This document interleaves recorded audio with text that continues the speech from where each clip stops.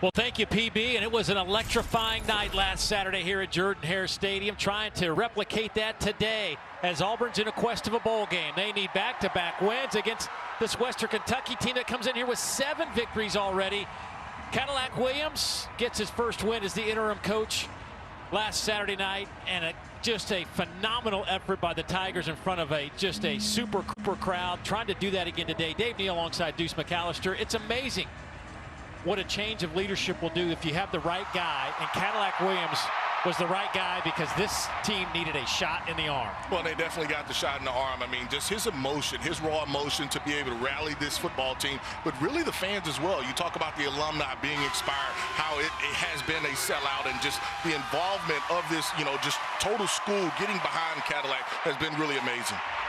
I mean, the excitement level that he has brought to this team is just amazing. And you can feel it in the building today. Auburn, of course, needs a win here. They need to finish out with a win against Alabama next week. Of course, the Crimson Tide have proven that they are certainly a beatable club here in 2022.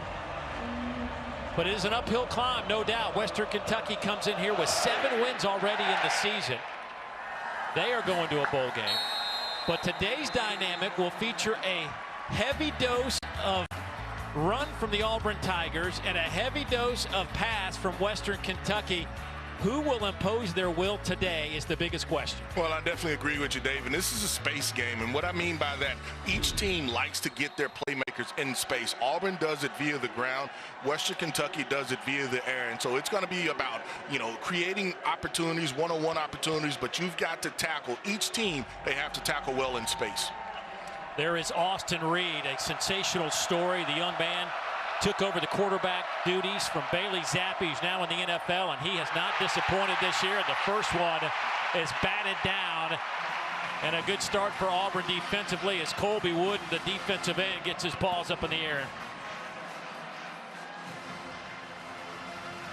But the numbers on Reed are just incredible. Young man played Division II football before transferring to Western Kentucky, and all he has done is complete 68% of his passes for 3,500 yards and 31 touchdowns.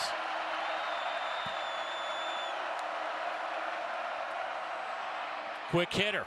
Pass is caught there by Malachi Corley. That's his 71st grab of the year, and he picks up 10. And here's that tempo. You can expect a lot of this from the Toppers today.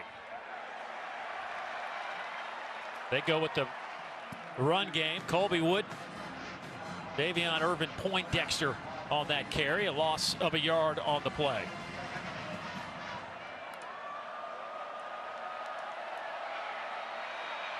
Reed's pass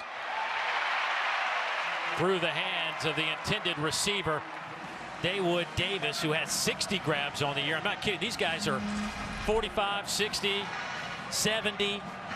I mean, there are a bunch of dudes that get their hands on the football through the air, and there they are. We will say their names a lot this afternoon. Well, he's got a bunch of playmakers, Dave, and across the board, he can distribute the football to either of those guys, and they have the ability to take it to the house. Crowd making some noise on this 3rd down.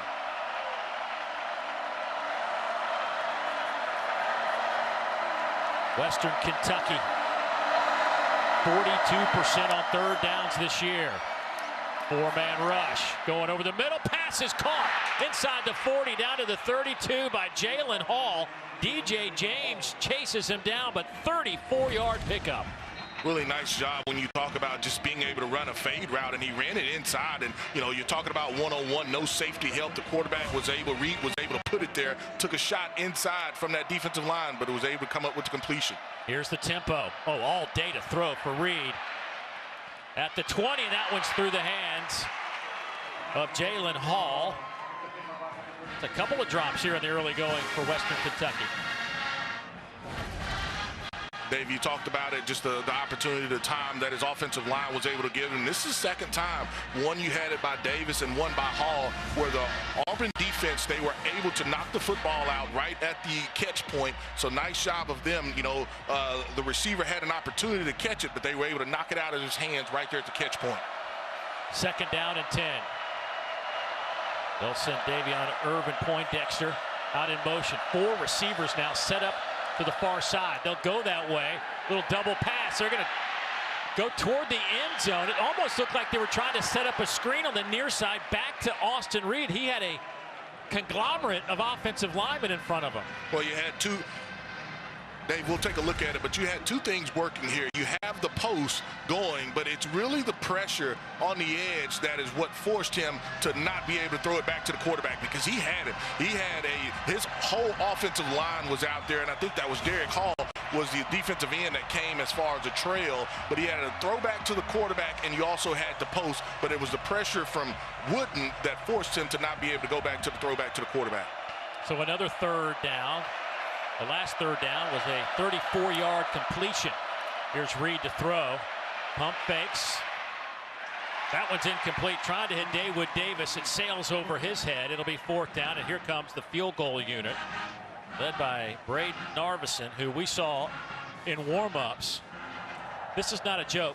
67-yard field goals. He spotted it at the 50-yard line and was hammering them through. So this clearly is in his range from 50.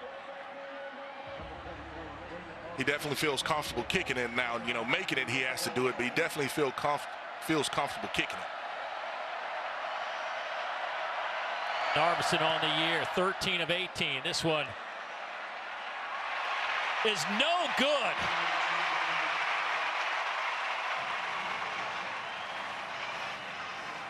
So the Auburn Tigers stop the drive. Western Kentucky puts up a goose egg. And we are scoreless here after one possession. Let's go down to the sideline where Andrea Carter is roaming today. Special day for a lot of Tigers. It is a special day, Dave, especially for these seniors who have been through so much, not only a pandemic, but also 2 coaching changes. And I talked to one of those senior leaders, Colby Wooden. He said having 4 coaches in his career has not been easy, but finishing things with Coach Lack has been fantastic. He said Coach Lack motivates this group because he is a true Auburn man. They go hard for him, and it is so special for this team. Now, if you ask Coach Lack, though, he'll tell you it's the seniors and the captains that have rallied this group together, and the team needs to play hard to send them off the right way. An emotional day for a lot of these Tigers. Of course, they'll wrap things up next week in Tuscaloosa. Tank Bixby on that first carry. Gets 1.5 yards for this offense that really, now that Cadillac and Will Friends calling the plays, along with Ike Hilliard, they are going to be a run-heavy team, and they will use the quarterback as much as they can. Robbie Ashford in the run game. He has shown that that is certainly an asset for him. Handed off right side. Nice little stutter step there. Bixby brought down by Jawan Jones. Robbie Ashford only completed 50% of his passes on the year for 1,400 yards. Last week was just 6 of 13, had a touchdown and 2 interceptions. But this young man still trying to figure out the game. It's been a while since he's been the man under center, so every snap is a learning experience for him. But we have learned this. He is a dangerous man with a football in his hands. Very, very talented. And I mean, for him, he feels the most comfortable when he's out of the pocket, not just a traditional drop back passer yet. He's getting there, but he's not there yet. Pressure comes. Ashford makes 2 men miss, throws on the run. First down, Auburn. That one goes to Coy Moore, and that's what he can do. And Dave, we just spoke on it, Dave, and you talk about just the pressure, and it's right off of the slot, and he sees it and he feels it late, but he's able to avoid it and be able to make the throw for the completion for the first down. Ashford to throw near side, trying to hit Moore again. Incomplete.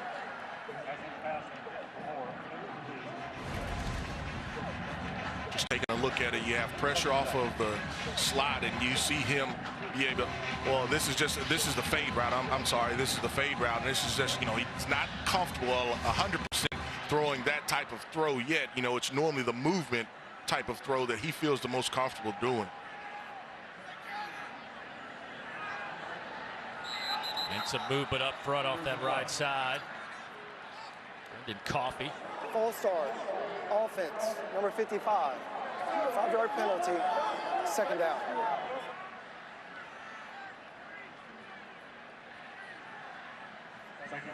That'll back the football up to the 44-yard line. Points were a premium last weekend as Auburn beat Texas A&M 13-10.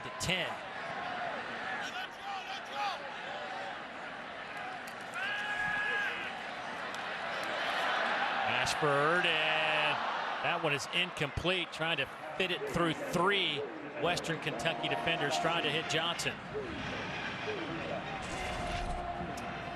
You see Bixby and Hunter in that mix. Both of those guys last week went for the same amount of yards. They had 121 yards on the ground against Texas A&M. First time they've done that since against an SEC opponent since 2014. Two dynamic runners that you have to get involved, and you want to get them, touches, probably at least 20 touches for Tank and about 10 to 15 for Jarquez. Dump it off to Bixby, cuts it back toward the middle of the field, and dropped at the 45. Nice play on the back end by Rome Weber. A gain of 12, so it'll be 4th down and about 3.5. You like the call right here? I like the call. I mean, I like the call. You're kind of in no man's land where it would be a long field goal attempt, or, you've got to get your punter to kind of pin them inside it, at least lining up like we're going to go, maybe see if we can draw them off sides. I mean, but if they block like they should, then they should be able to pick it up. And you see the late substitution there by Western Kentucky as well. 3-2. They just do get it off. I think they called timeout right before. Coach Cadillac Williams called timeout right before. Auburn. So first charge timeout of the half. So we'll take the timeout as well. 4th down coming up for the Tigers on their opening possession of the game. Back in a moment.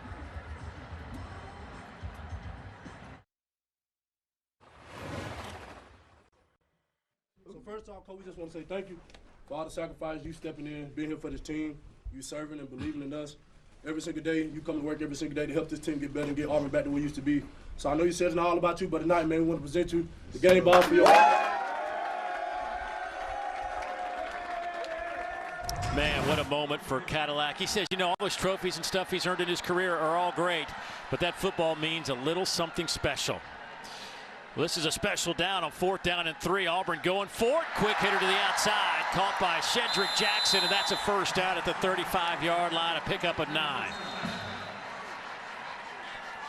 Easy, nice throw there by Ashford. It's just a stop route, and you've got off coverage. Ball is on time. Nice job when you talk about quick game, and think the right decision as well.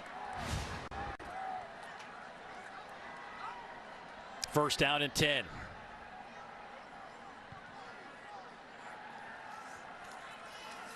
Bixby trying to cut it to the outside. Swarmed there nicely by Western Kentucky. Derek Smith, that middle linebacker, with a nice play. A loss of 1 for Tank. Derek with 74 tackles on the year. 2nd on the team. Transfer in from Illinois, where he was a safety, but they've kind of moved him up toward the line of scrimmage a little bit more here at Western Kentucky.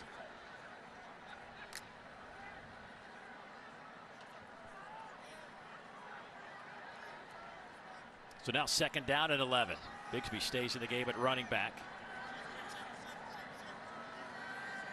Jay Fair goes in motion. Again, running off the left side. Some nice blocking up front by Auburn will give Tank a 1st down inside the 25, down to the 24. Gain of 12. A play that Auburn likes to run, and it's his outside zone, and you can see right there, Dave, you talked about the holes, and you talk about from your left tackle to your tight ends, Deal being one of those tight ends that had a really nice job. Zaire, your tackle, left tackle, did a nice job as well with his block. 10th play of the drive coming up for Auburn.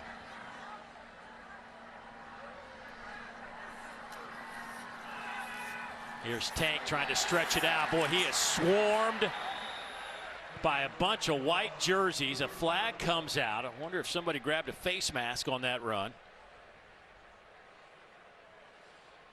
Khalif Falassi was back there First one on the spot for Western Kentucky.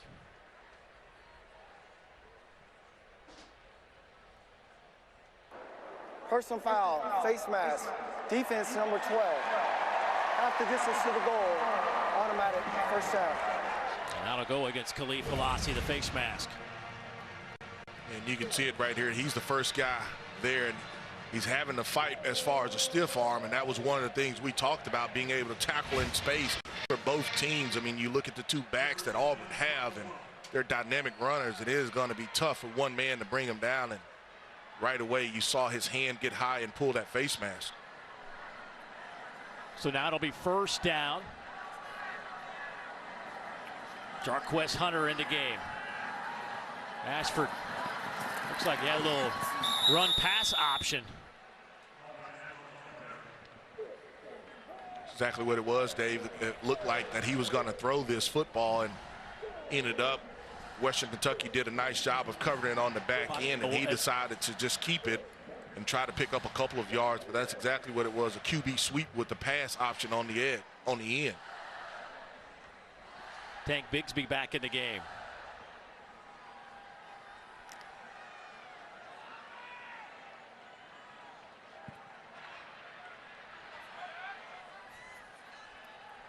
Batted and almost caught in the end zone. That was tipped on the way down, trying to hit John Samuel Schenker, the tight end, and he almost was able to haul it in. Yeah, you see the little play action pass in there, and you talked about it. It was the rusher right there at the end. I mean, right in his face, that got his hand on the football, and almost, that's the only reason that your tight end Schenker was not able to catch it.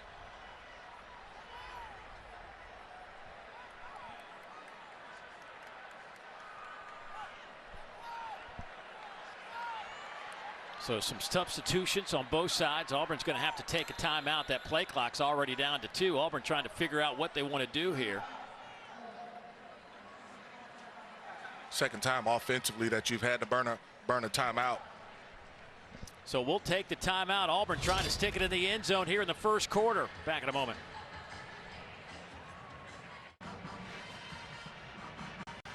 Boy, how things have changed since 2010.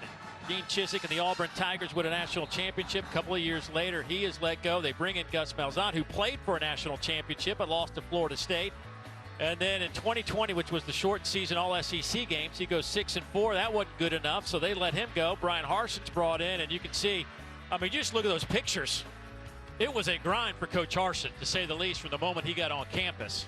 Well, you see the smiles, but I mean, at the end, you see just the stress. You see the worry almost, and it's almost like a relief from him, just because of the things that you were dealing with, not only from a coaching standpoint, but just off the field as well. Cadillac Williams yesterday putting his stamp, putting his stamp on this team. Where they do well, get it to their playmakers. Jay Fair making some plays. He's inside the 5, close to the goal line.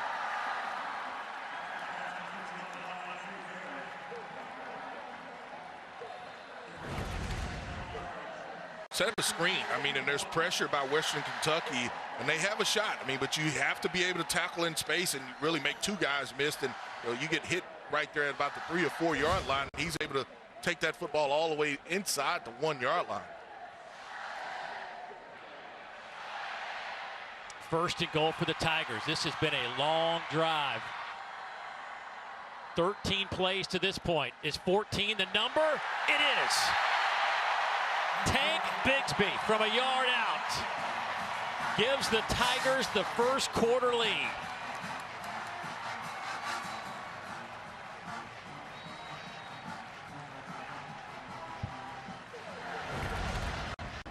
Take another look at it, and right here you have one of your tight ends at fullback, and he does a nice job of kicking it out, and Tank just sees enough of a hole from that Western Kentucky defense that he's able to just get that football right into the end zone. Point after up by Alex McPherson. Taking over for Anders Carlson, who's out with an injury. Tank Bigsby, he's just fine, thank you very much. 1 yard touchdown run, 7-0 Auburn.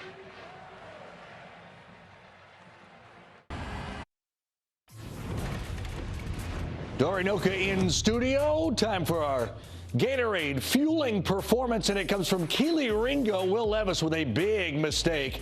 Kentucky had been driving to potentially take the lead on #1 Georgia, but Keely Ringo with the interception and nice return before Levis brings him down. Georgia ball. Thank you, Dart. Good to hear your voice. Oh, you're going to strap in for a long day. Running the show in the studio here at 7-0. Long way to go as well. 7:16 to play in the first quarter. Tank Bixby on a 1-yard touchdown run gives the Tiger. Kari Moses on the kick return out over the 20, close to the 25-yard line. Well, this Western Kentucky offense under Tyson Helton has been phenomenal. Of course, we talked a little bit about Bailey Zappi and what he did last year, just set all kinds of NCAA records. Well, they're doing it again through this pass game. And what is it about Western Kentucky's offense, Deuce, that allows them to continue to be successful through the air? Well, they put you in space, and so they will attack you vertically, but they also will run screens and they run jet sweep. So they use all of the football field. So hitting you vertically, but also from a horizontal standpoint, they try to hit some plays there as well. Reed is second in the country in pass yards. They'll hand it off there. He's third in points responsible for, and third in pass touchdowns. For more, let's go down to Andrea. Dave, you're talking about this dynamic offense, and I talked to Austin Reed. He said he wanted to come here. He saw what Bailey Zappi did last season, and he knew that he would throw the ball a lot, and they had the recipe for quarterbacks to get to the next level. He also said on his official visit he watched a player-led practice and said, these guys are dogs. I want to play with them. It certainly, they get Austin Reed, who can sling it around the field, but he's a winner. He won a Division II national championship as they get that one to Jalen Hall, close to the 30-yard line. But, coaches talk about it all the time. Give me a winner all day, every day. Somebody that has an it factor, and he definitely has that it factor. Reed zips one down the middle. It's caught near midfield at that Auburn logo. Daywood Davis with the catch. That'll be good for 18 yards and a first down.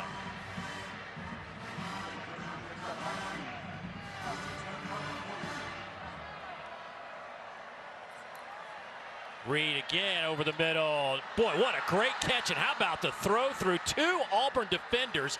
Malachi Corley makes a exceptional catch, another first down, 18 yards. Well, this is a quarterback that trusts his receiver, and he definitely trusts his arm in that situation, because that's pretty tight coverage, but he's not scared or afraid to put it in there. Toward the end zone, right through the hands of Jalen Hall.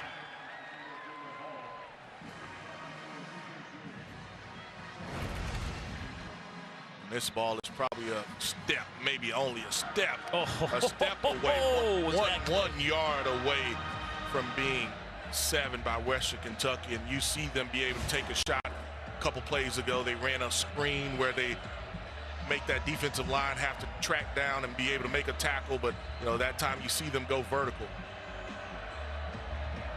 Austin Reed has thrown for over 11,000 yards, 109 touchdowns in his career between West Florida and Western Kentucky. Threw it right over the head of Davion Irvin Poindexter out of the backfield. So another third down opportunity here.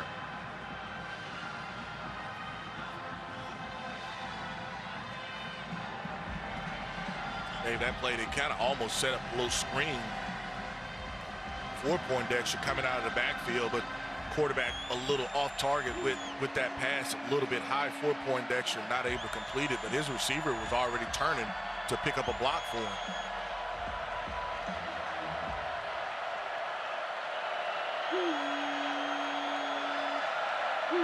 Third down and 10. They'll run for it. They'll hand it off to Davion Irvin Poindexter, who will pick up 6. They're going to go for it on 4th down. It's going to be 4th down and about 4.5.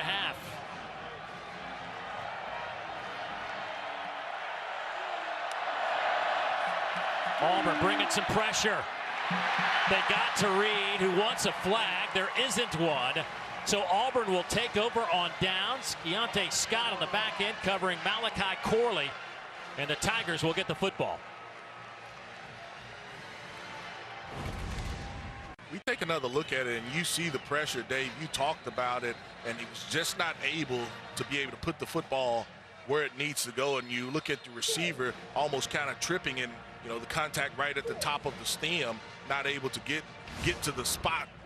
That was Corley that he was was trying to put him in a spot and not able to connect there. I think that's why they ran the football on third down, because they knew they were going to go for it on fourth down. Well, I think Auburn might have gotten away with one there. Tyson Helton, the head coach, now in his 4th year at Western Kentucky.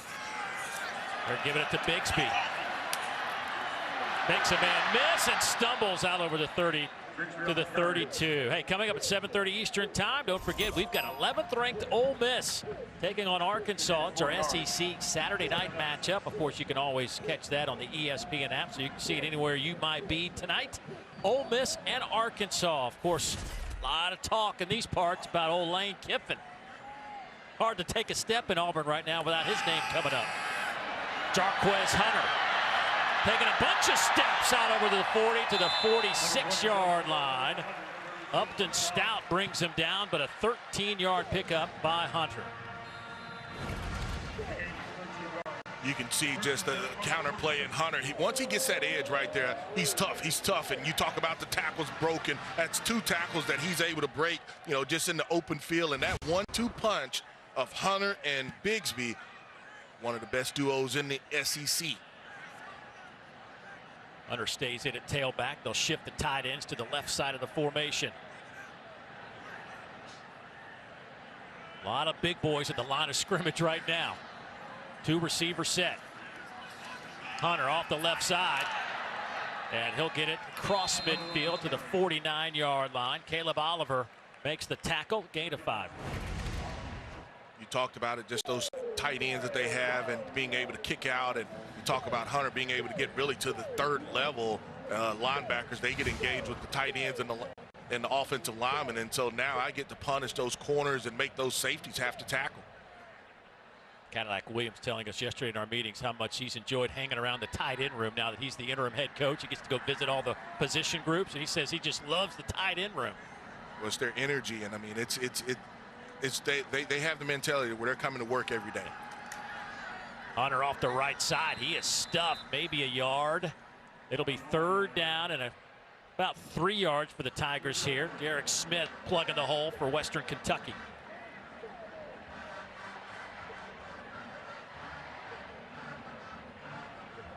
Auburn 2 out of 3 in 3rd down conversions. Boy, their opening drive went 14 plays. Exactly what Cadillac and Will Friend and Ike Hilliard, the offensive minds this afternoon for Auburn, wanted to have happen. Chewed up a lot of the clock. Doing the same here. They need to convert on 3rd down. They'll throw for it, and they do have it. 1st down Auburn inside the 35. Actually, they'll spot it at the 35. A gain of 12. And this is a pretty nice thrown football. I mean, as soon as Frazier breaks on that out route, that football is there. And so, you can talk about maybe Robbie Ashford not being the accurate thrower down the field, but he's done a nice job of just being able to distribute the football, whether you're talking about to Moore or to his tight ends that have all really gotten involved so far. Yeah, Frazier with his 1st catch of the year. Or a 2nd catch of the year, I should say. Sets up a 1st down. Boy, nowhere to run for Tank Bigsby. Brought down by Talik Allen on the back end. That'll be a loss of 5. Well, you see Talik Allen, he's right there on the edge of the line of scrimmage, and this time he wins this one-on-one. Tank tries to go outside, and he's already set the edge where he can't get outside, and that's where you have the tackle for loss.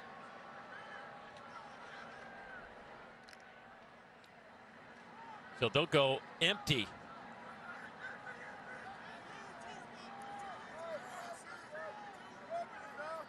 Second down and 15. Pressure comes. Ashford runs, throws, and can't connect with Bigsby, who's on the sideline. Good pressure from Western Kentucky. Boy, Jaquez Evans, better known as Donut, putting the pressure on Robbie Ashford. And that's an interesting nickname, Dave. I mean, it's not like maybe a friend that calls him Donut. Everybody calls him Donut. Since he was a little boy. Yeah. I might be the only one that uses Jaquez. Hey, he looks at you like, who is that? Third down for Auburn. Bixby in the backfield. They'll throw it to Tank. Trying to create on the run. A big collision at the 35. He got the lost yardage back, but that'll be it. Mike Allen in pursuit, making the tackle. It's fourth down, and let's call it 9. And Auburn will bring out the field goal unit. Alex McPherson, who has got a booming leg. Got his first work last week, made 2 of 3 against A&M. This is from 51. He hit a 61-yarder in high school. The kick is on the way. And it is good enough from 51. Give him 3.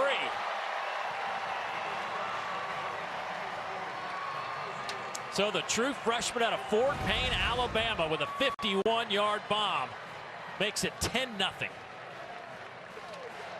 Dave, that ball probably would have been good from about 55, maybe even a little further than that. All smiles for McPherson. Of course, he comes from a kicking family. His brother Evan in the National Football League with Cincinnati. And of course, that is not Anders Carlson. That's Alex McPherson. Anders out, hurt his shoulder against Mississippi State, so he has been relegated to a spectator.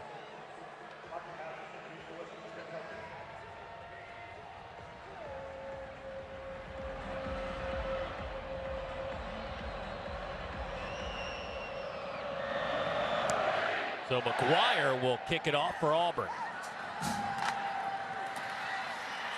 Matheson on the return. He is tripped up as he crosses the 25-yard line. So Western Kentucky's had some decent drives, but nothing to show for it at this point. Well, you trail by 10. Yeah, you missed a field goal on your first drive, and then what happened is they've gotten themselves in 3rd and long situations. And so we talked about the one throw where they go for it on 4th down, and the quarterback and the receiver not being on the same page. You're probably a foot away from a touchdown on a deep ball shot. So they've had some opportunities, but they're putting themselves in 3rd and long situations. Converted a few, but you can't win a lot of games like that as well. So in at running back, Marquise Stepp getting a carry. Got a little bit of work last week. He's a young man that has transferred in from first Southern Cal. Then he went to Nebraska. Now he's found his way to Western Kentucky, coming off a devastating knee injury back in the fall. And boy, they are glad to have him. He is a great addition to the run game. They'll fake it to him here, come near side with it. Jalen Hall with the catch to the 40-yard line. And by the way, Kyle Robichaux, their leading rusher with 496 yards out today, has a bad shoulder. So the fact that they get Marquise Stepp back in the run game is a big bonus for the Hilltoppers. We have played 15 minutes here at Auburn.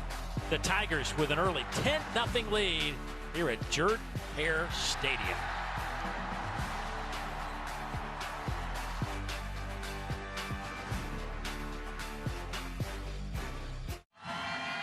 Well, after 15 minutes of play, this is what it looks like on the stat sheet. I think the biggest takeaway for me of the stats in the first quarter, Auburn had possession for over 11 minutes. Yeah, the 4th down that they were able to convert, and they've been able to spread the football around and get some of those playmakers the football down the field. Well, I couldn't tell if that was tapped at the line or not. I think it was by Marcus Bragg. That came out of there wobbly a little bit, trying to hit Hall with it. It'll be 3rd down. Well, our 1st and 10 line is brought to you by T-Mobile. David, that's exactly what I mean. You see, it's another 3rd and long situation for them, and so they've got to do a better job, and that being Western Kentucky, they've got to do a better job on 1st down and 2nd down production, because it's hard to win football games when you're in 3rd and 7, 3rd and 10. I mean, that's tough on any offense. step in the game at running back. Well, that was just a slip by Malachi Corley. Well, Western Kentucky's dropped a couple of passes. A couple of receivers have got their feet tangled up with some defensive backs, and then we see a slip there. Just not in sync so far is this Hilltopper passing game. Yeah, second time. Last time they were on offense, it was the 4th down play where you had a receiver that wasn't on the same page, and now you have a receiver that falls down as far as he's running the out route.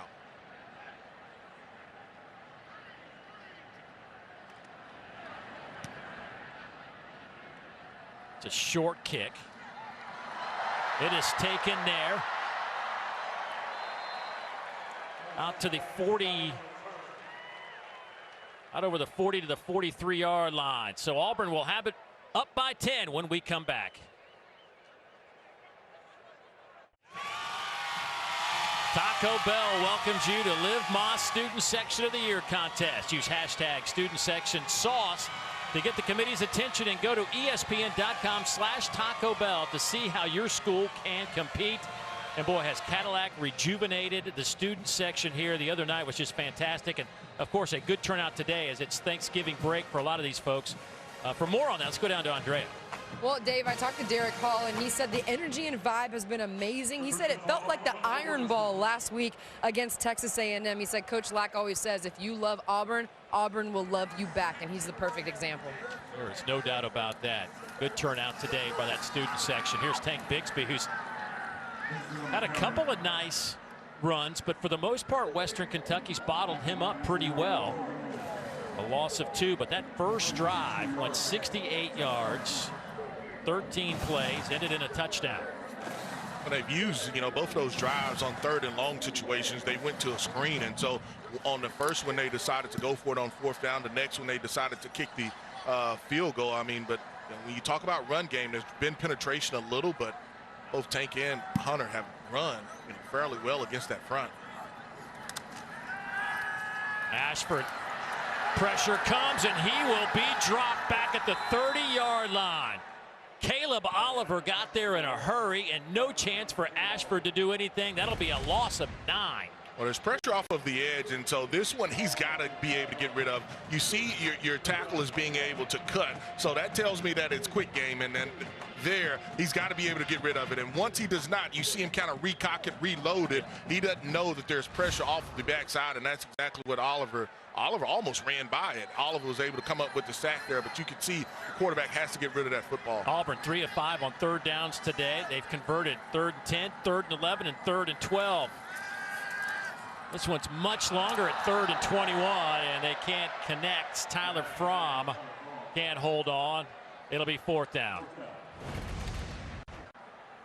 You see it, they're going to bring 5-man pressure again, and he is wide open, and the referee may have hurt him a little bit because I don't think that he was able to track the football from the quarterbacks from Ashford's hand right away.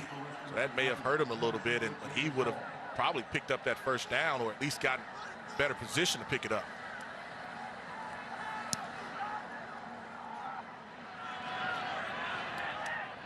Jalen Hall, flags come out. Hall hangs on to the football. Yeah, early 3rd quarter. That's probably going to be catch interference. Yeah, no doubt.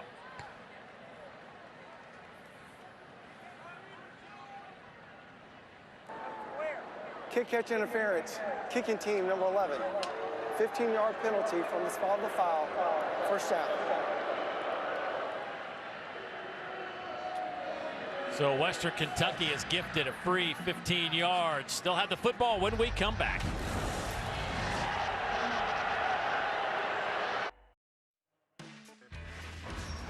Dave, we'll take a look at this Auburn Tigers defense and just some of the things. First play of the game, quick game, and you see your DN able to get his hands up, and then you see the defensive backs attacking the catch point right there with Western Kentucky's receivers. Another one where the receiver was never able to bring that catch in, and here on a bootleg, you'll be able to try to hit the over route, and they're not able to do it. So you see that defense be able to get pressure on Reed, but also getting their hands up to not give him a clean lane to throw to. Well, Reed has had some nice throws today. He's had some that have gotten away from him, and just hit one of his last 6 for 3 yards. So 6 of 15 overall, 88 yards for Austin Reed. First down and 10. Ball sits just shy of the 45.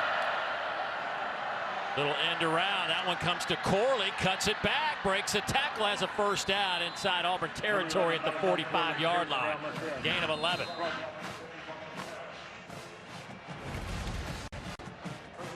So reverse action off of a counter look, and it's just getting your guy in space and being able to really try to press that defense.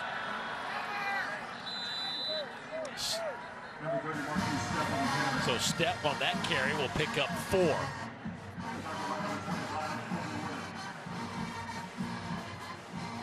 Dave, offensively, I think that you're in an area or at least a situation where if you have the play action look and it's a 2 safety high look and you really like it, you know, I wouldn't be against pushing this football down the field in this situation.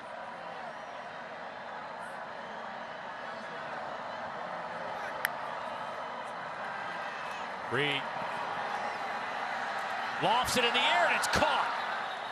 It fluttered through the air right until Michael Matheson comes down with it. It's a gain of 19. And Reed, that's exactly what he does. He does push it down the field, and you talked about it. It fluttered a little bit, but it's still a completion.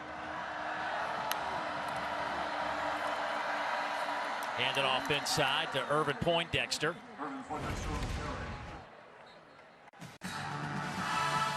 You can take another look at it, and the thing that his receiver, Madison, was able to do was just locate the football defensively. I think that was Scott. He never was able to get his head around to really find the football until it was too late.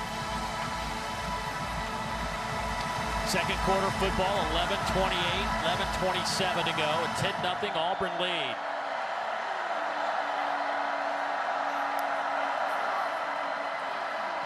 Reed stands tall in the pocket, and that one is incomplete. Tried to hit a cutting Malachi Corley, who got popped at the tail end of that play and trying to shake it off.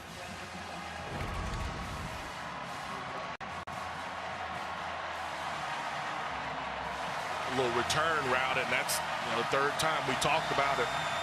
Really uncontested. You know that you're going to get hit. That safety did a nice job of just being able to show the receiver that he's in the right place, but that's one that he's got to catch it and kind of get down to protect himself from the big hit.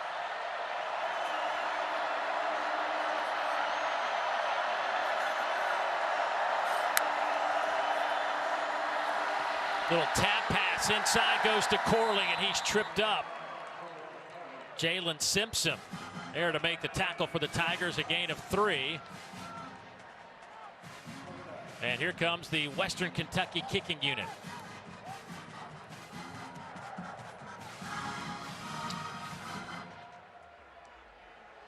Narveson missed from 50 his first time out on the opening possession. This one will be from 27 yards away. West Paul will hold. This kick is perfect. So Western Kentucky finally on the board. A team that averages 38 points a game with their first 3. It's a 7-point advantage for the Auburn Tigers. Well, it was just a great moment yesterday in our meetings here at Auburn when Deuce and Cadillac got together, 2 of the best SEC running backs in history. Boy, when you guys got together, Deuce, it was like 2 old friends getting together. I know you haven't seen each other a bunch, but what is it about Cadillac that makes it so infectious? Well, it's his personality. I mean, and you really, people are drawn to him because of his personality, and he's genuine. I mean, he's truly a genuine person. He's nice. He's going to do it the right way, and so that's why you're so happy and proud for him just to have this opportunity. He was so excited to get this game underway yesterday, talking to him. Couldn't wait to get back on the field and talk about high energy. Boy, he brings it. Boy, nice return there from Hunter. Stays on his feet out over to 30. Let's go down to Drea.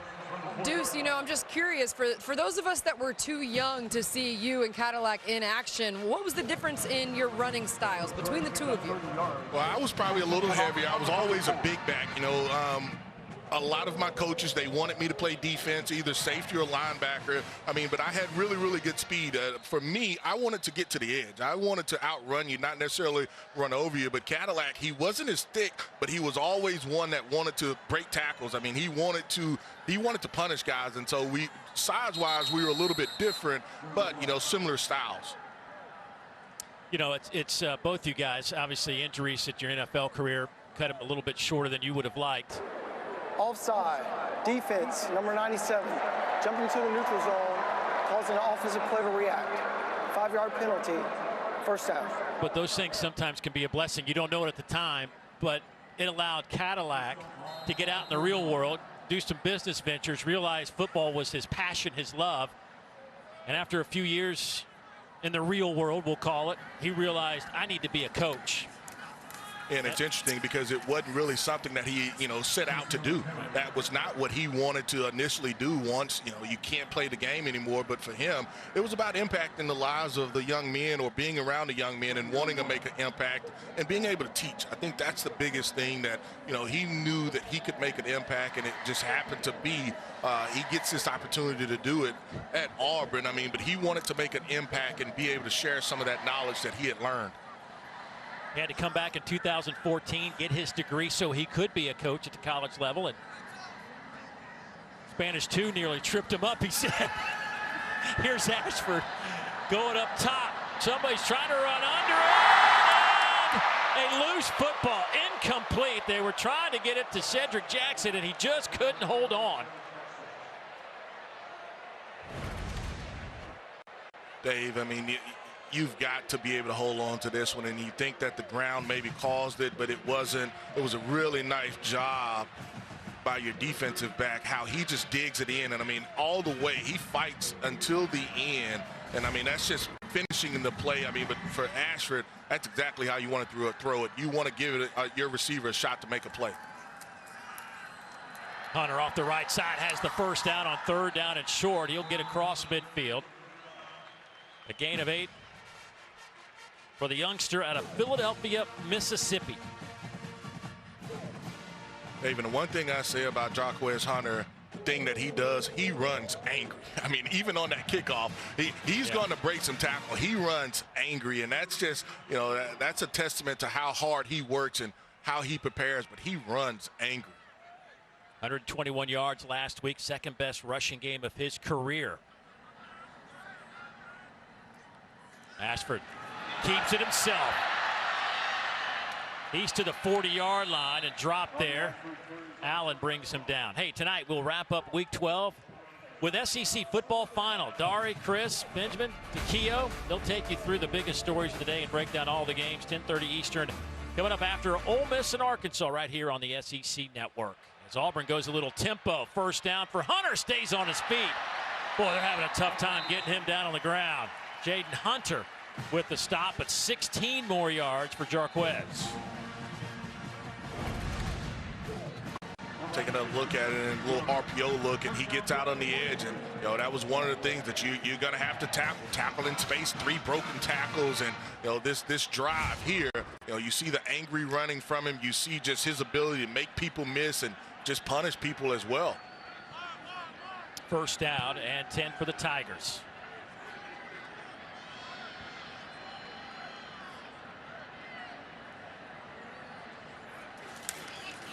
Handed off right side. Hunter again to the 20-yard line. Well, this is Pat Dye kind of football right here. Old Coach Dye would be really happy with the way this is turning out. Well, it's old school. I mean, it's old school. We'll take a shot down the field. We'll throw a couple screens, but I am going to lean on those running backs, and you know they're the strength of this team. And as we take a look at it, you talk about Tank not maybe having the overall impact. He's done it a little bit in the passing game, but this drive, 5 carries for Hunter, and he has 40 yards so far. Bigsby, a couple of catches for 18 yards as well out of the backfield. It'll be second down. Auburn slowing it down a bit here. 7.5 minutes to go in the second quarter. Hunter going to throw it. Has a man in the end zone. Coy Moore. Touchdown, Auburn.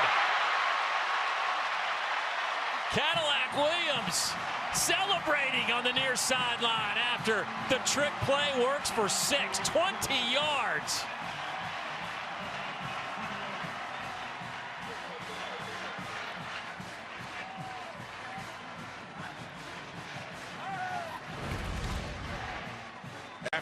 run the football successfully, a lot of times, what are you able to do? You get that safety to come up, and Moore just has to wait.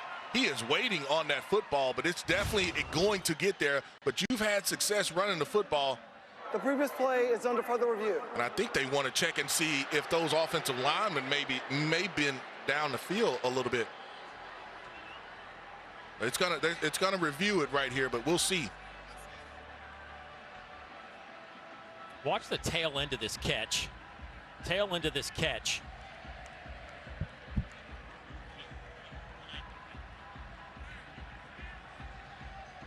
Hunter with a nice tight spiral. Well, here's the tail end of this catch. Coy Moore.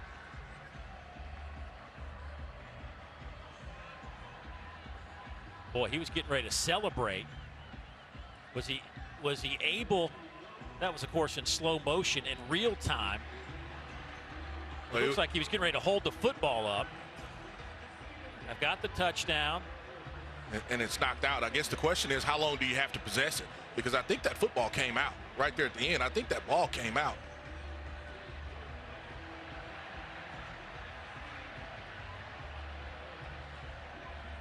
So obviously possession with clearly. But let's take a look in real speed. I think that's a touchdown. But if that doesn't tell you, when you catch that football, you better hold on to that sucker. Yeah, right? you tuck it. You've got plenty of time to be able to celebrate, but you could see on the sideline, Western Kentucky coaches, they were livid over there, and that's what I was really thinking, that they were upset maybe officials missed the lineman down the field, but no, it was finishing that play. But he has possession. I guess the question is, how long do you have to possess it? But because the ball definitely comes out, he loses it at the end. You see defensively, Davion Williams finishing the play. But I think it's a touchdown if it's just a possession and having control of it.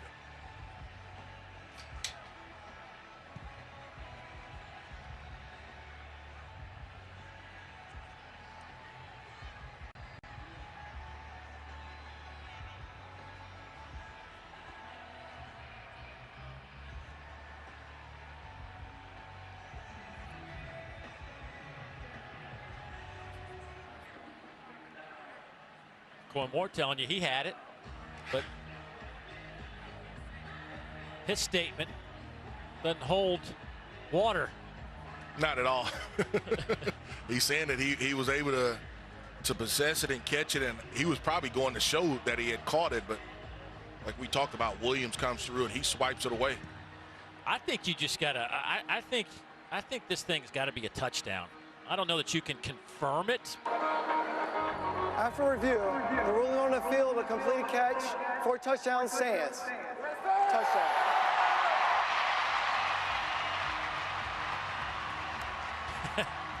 It took a while, but Cadillac can celebrate again. And you see just the emotion. You see that sideline. I mean, on the sideline, they have been fired up. And talk about the emotion of your head coach and just getting guys to buy in. That's exactly what he's been able to do.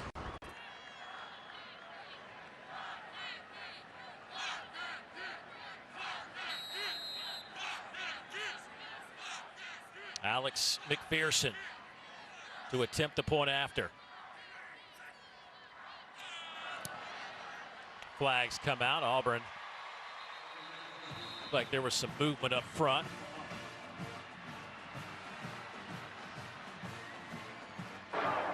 Offside, defense number 12. This penalty has declined. The result of the play, try is good. So the point after will stick. And the Auburn Tigers lead at 17-3. Well, coming up at 7:30 Eastern tonight, at 6:30 Central Deuce, your neck of the woods. 11th ranked Ole Miss takes on Arkansas in our SEC Saturday night matchup. Also available on the ESPN app, so you can watch anywhere. Of course, the Razorbacks trying to get some momentum back. They have been kind of a roller coaster ride here midway through the season. A lot of that is because of the play of your quarterback, not being available. And when you don't have a guy that has played as much as KJ has, it makes it very, very difficult. I mean, but that crowd will be ready to go. always a tough place to play when you have to go up to Fayetteville, and so it'll be an interesting matchup. Wonder what kind of impact all the noise regarding Lane Kiffin will have on Ole Miss tonight and moving forward. Well, that's what you want to see from a player standpoint. I mean, because they hear it. I mean, you talk about social media and on the television, and you can say one thing as far as having the mindset of a pro mindset, but it's tough when you talk about young men that haven't been to the pros. Yeah. And they don't know what that is like. And so it's everybody. It's everybody talking to them, and what will they do? Well, it'll really depend on what your coach does. John Cohen, the new athletic director here at Auburn, has 58 questions he asked all of his coaching candidates. 58. Hope that's over maybe a couple days and not just one 3 or 4 hour sitting session. McGuire kicks it off to Matheson. Stays on his feet. He's out to the 25, and he'll be pushed back there. Give us an opportunity to pause for a moment for a message from our friends at Academy Sports and Outdoors. Wherever fun happens, Academy Sports and Outdoors is there.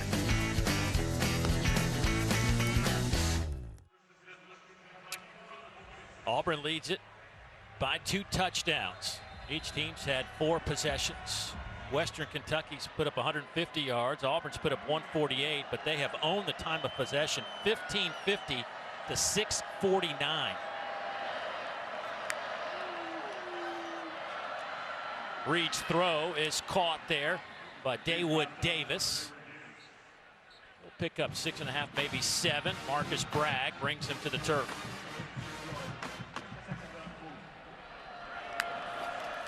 LT Sanders gets the handoff. The freshman running back off the right side will get it close to the 35. They'll spot him at the 34, so 3rd and 1. Owen Papo, the experienced linebacker, hit on the tackle for the Tigers.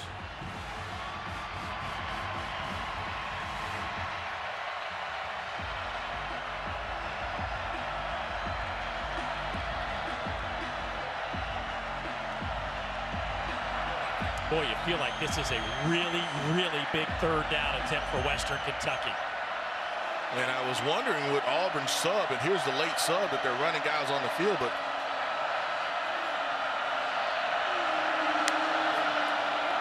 they'll run the quarterback, Austin Reed, and he will fire his way through the right side of the line and have the 1st down. I think Auburn, if they didn't call timeout, they may have had too many guys on the field. There is a flag down in the defensive backfield area. They just run QB power, but I think Auburn got caught with 12 on the field. Well, maybe that's. It looks like there's a flag, but I don't. He's picking it up, but that's exactly what it was. Yeah. The late substitution, they were late getting one of their defensive backs off of the field. Illegal substitution, offense. Correction, defense. More than 11 players in formation at the snap. That penalty is declined. Result of the play, 1st down. I think it would have been the same result either way. As Reed powered his way for almost 5 yards if he didn't get 5 yards. So the clock moving again, closing in on 6 minutes. Step back in at running back. They'll fake it to him. Reed, and that was just a little too high. Dawood Davis could have run for a long way if he could have held on to that football, but off his fingertips. That's one where your quarterback, he has to be able to sit in the pocket. You've got pressure coming off of the edge, and Step probably has to do a better job of picking up that pressure. I mean, his guy was able to still get free a little bit in Reed's face, and so that's what throw that he's got to hit that quarterback. I mean, hit the receiver running the over route.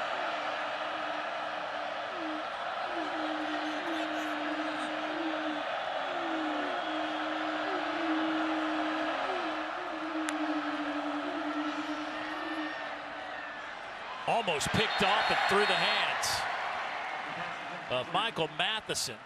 Boy, Auburn breaking on that football in a hurry. Nehemiah Pritchett in coverage. exactly what you talk about, just breaking on the ball. And so if they're going to play that aggressive, Dave, I mean, it's hard to do it in this situation because you know you're probably going to get a pressure look, but that's where you try to hit them with a double move or something like that if they're going to break that hard.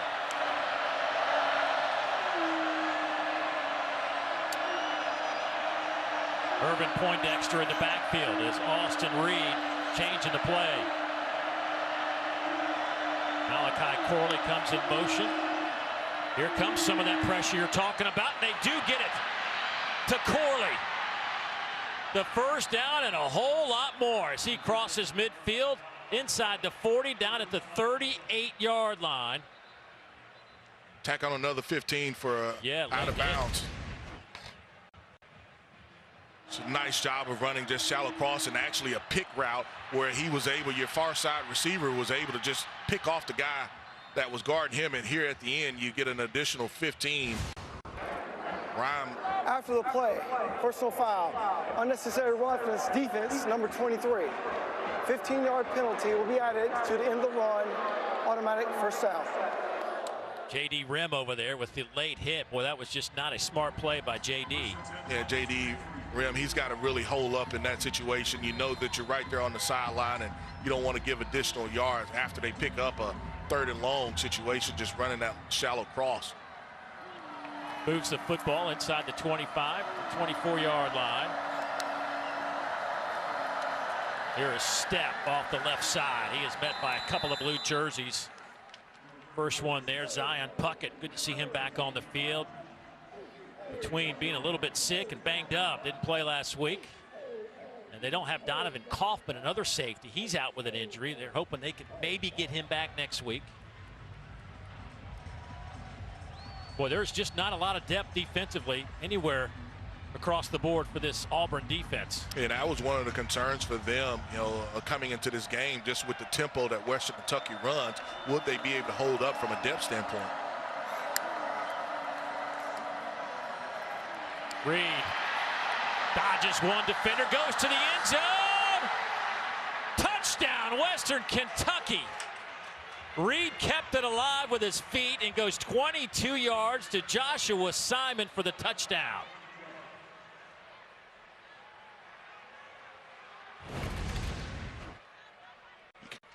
Yeah, you see Hall that gets blocked and is right there at the end, but Reed keeps his eyes down the field. And I think from a defensive standpoint, they got locked in and they thought that, you know, hey, look, we're going to have a sack, and you kind of lose containment of who you're supposed to have. And Hall is looking at the referee like, you know, hey, look, that should have been a hole.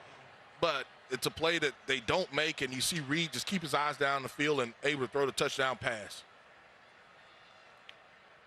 Replay officials taking a closer look at this one. The ruling on the field is a completed catch for a touchdown.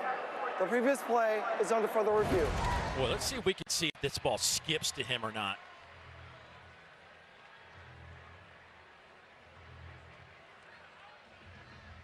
It looks like, I think he gets his arms up underneath. That looks like a catch. Yeah, I think he gets his arms up underneath it. If you have your arms there, the ball can touch the ground a little. It was Hall that had the initial pressure.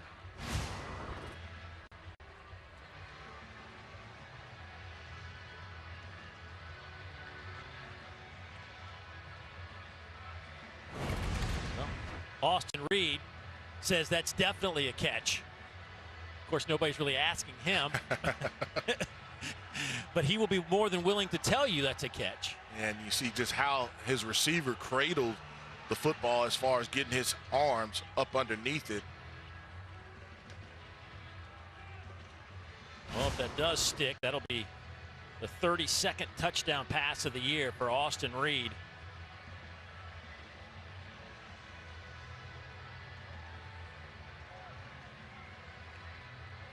That'll be the 6th touchdown catch of the year for Simon, but we'll have to see if it does stand. Be a nice answer for Western Kentucky with 4:35 to go here in the second quarter.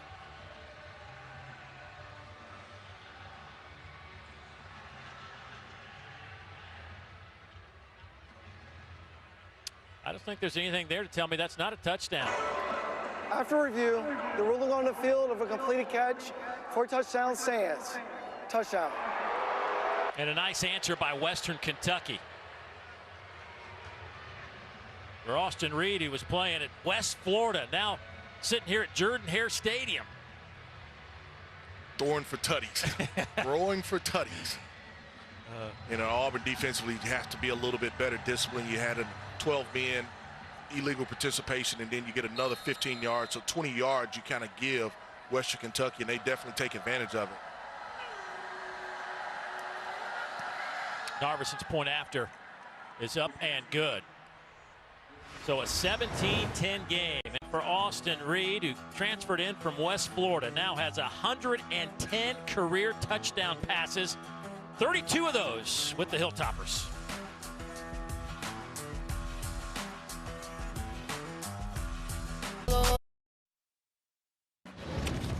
Dari CD, Benjamin Watson Takeo Spikes coming up. Auto Owners Insurance halftime report. Top teams around the country getting scared to death so far. We'll show you that. Also, Georgia Kentucky update. How about Auburn so far?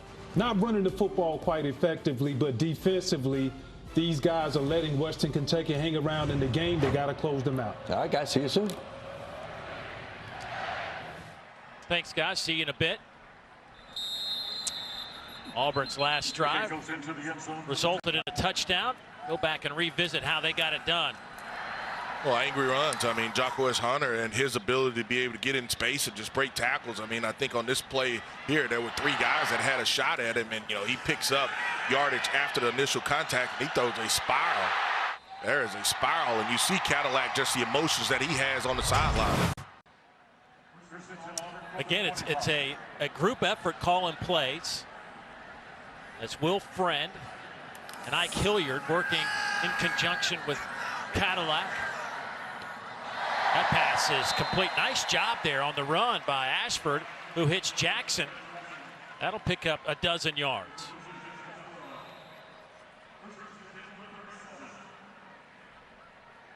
Auburn showing a little tempo here after the first down gain.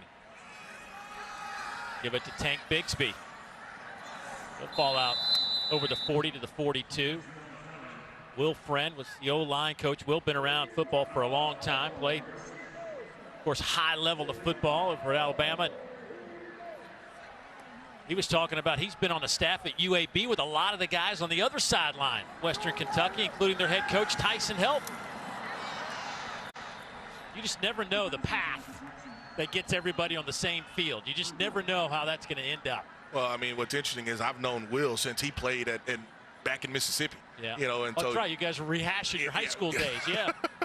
we're rehashing it, and then you talk about him going and playing, and you know, at UAB, at Tennessee, just a really good coach, and having the opportunity to call the plays. And you know, Ike Hilliard is involved in some of that passing game, but you know, just being able to get that feel. And it's almost like he's lost at times because he doesn't have a traditional position group that he's over. That's right. He was coaching the O-line. Kind of had to give that up to worry about game planning. That one is tapped and knocked down at the line of scrimmage. So it'll be 4th down coming up. Evans got his hands up there to deflect the pass, and here comes the Auburn punt team.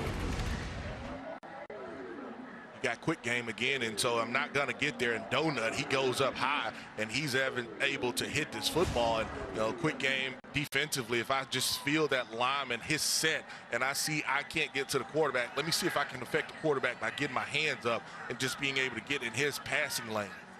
No hole in that donut. All right, if I could take that back, I would. I can't. It lives out there. It's now in cyberspace. So, well, sorry. I apologize for that. Well, we'll call it a beignet. How about that? That's a donut, too, as well. That's right. It's a lot of sugar. Andrea, I don't know where we're going with this food conversation, but it's not one that you normally partake in. Tribbles, please. Yes. Yes, I will. I will. Western Kentucky trying to get back on track. You see what they have done today, averaging a little bit less than their season average per play, but the completion percentage well below what Western Kentucky throws for. They're trying to get to 50%. Last drive was quite successful. Here goes Step off the left side. He'll pick up 6 yards across the 25 to the 26-yard line.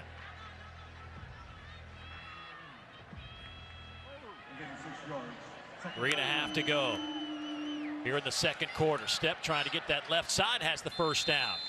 Boy, it's hard to believe that back in the fall he just blew out his knee. And we were talking to offensive coordinator Ben Arbuckle during the week, and he's like, he couldn't believe he was back on the field after the way the injury looked back in fall practice. And you talked about just the calf almost hanging to the ground, and he rehabbed, he worked, and here he is. And you can see the big, powerful runner he is, because, I mean, he's a guy that looks like he's supposed to be playing at that SEC level. LT Sanders now in the game at running back.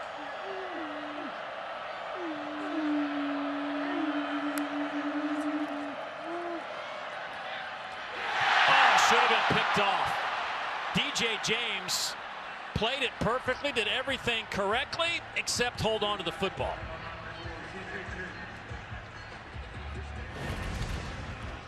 You talked exactly about it, and you can see his eyes are on the quarterback, and he's reading it better than the receiver is reading it. It looks like it's a back shoulder fade, and he just does a nice job of being able to bail. But man, you've got to catch that.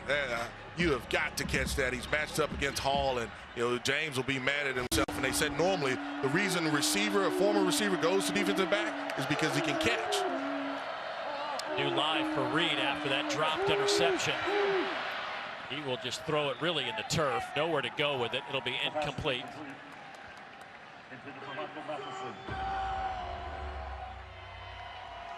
Talking to defensive coordinator Jeff Schmedding for Auburn, and he felt like with this front four for Auburn, if they would have the stamina to survive all these pass rushes, he felt like they could win with 4 getting to the quarterback. Yeah, and they don't have to do a lot of blitzing. I mean, they may do some simulation stuff where it looks like it's a blitz, or they may overload one side, but he felt like they could get there with their front 4.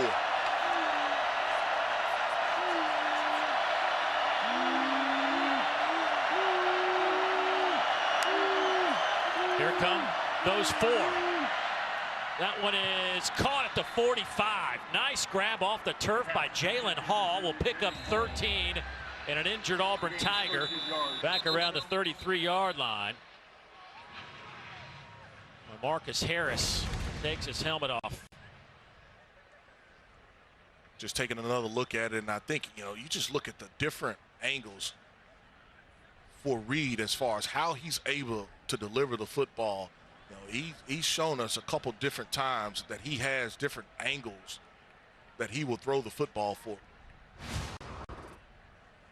Hey, coming up at halftime, you can watch the live performance of those men and women right there, the Auburn University Marching Band on SEC Network Plus. You can start streaming that right now on the ESPN app. They'll join us in 2 minutes and 24 seconds off the game clock. Right now they continue to work on Marcus Harris. Marcus, the junior out of Montgomery, transferred in from Kansas. Big old boy at 6'3", 297 pounds.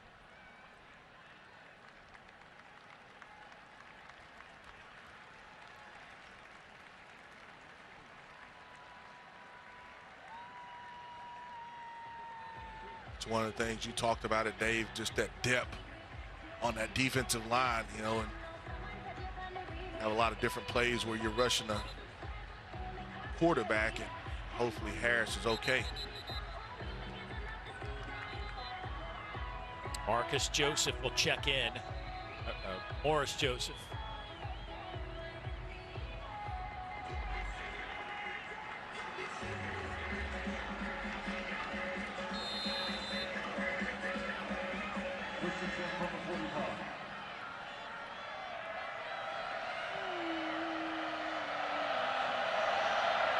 First down and 10. Inside handoff. Irvin Poindexter has a nice game. He'll pick up 10. That should be good enough to move the chains, and it will. And the clock starts rolling again. Just under 2 minutes to go. Western Kentucky with all 3 timeouts remaining. Auburn only 1 timeout. They used 2 on their opening drive.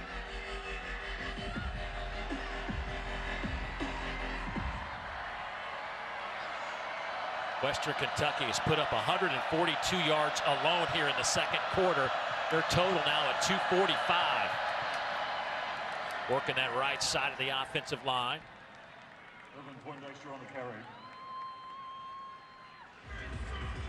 Eye on Puckett leading the charge defensively. Not going to use one of their timeouts, and you've got to attack the field vertically, particularly with the clock being where it's at. They're in no hurry. I mean, they've been 15, 16, 17 seconds since that last play ended. It's down to 107 now.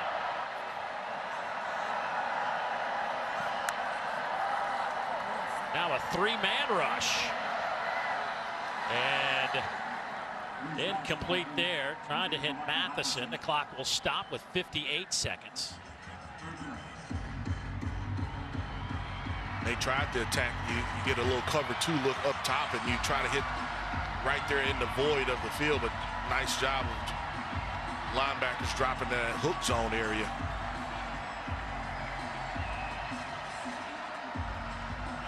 Western Kentucky 5 out of 9 on third downs, but they have converted 3 consecutive third down opportunities.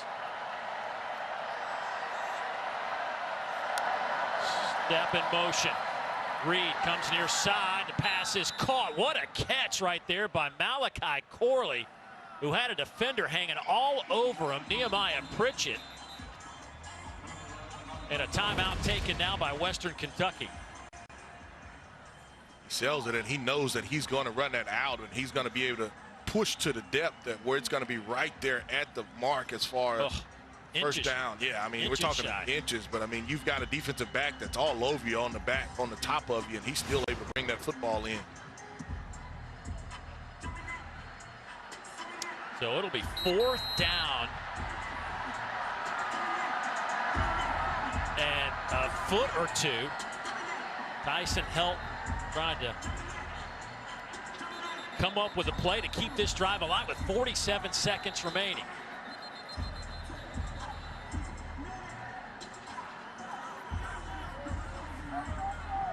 He's not kicking a field goal. He's sending that offense out there. Well, the last time they had a fourth down and short, they just went quarterback run off the right side with Austin Reed, who's 6'2", 230. Step in the game at running back. It'll be Reed off the right side, and he just uses his strength and has the first down and more close to the 30-yard line. So that'll stop it with 41 seconds. And Western Kentucky will just take a timeout. It's the same play, Dave. It's QB power, and he just gets behind the big offensive line. They get enough push where, you know, I'm surprised that even Auburn, from a front standpoint, figured that they would go bare front and at least cover every lineman, but they didn't do it, and that's just way too much push in a fourth down situation. Montavious Leslie, better known as Tick, pulling the left guard, leading the way for his quarterback. Well, hey, there's a volleyball tripleheader over on the SEC Network on tomorrow afternoon. Mississippi State takes on Tennessee at noon Eastern, 11 a.m. Central. Then the top 2 teams in the conference square off. 19th ranked Kentucky and 11th ranked Florida will cap it off with Texas A&M and Missouri. All 3 available, of course, on the ESPN app. So 41 seconds. Ball sits at the 32-yard line.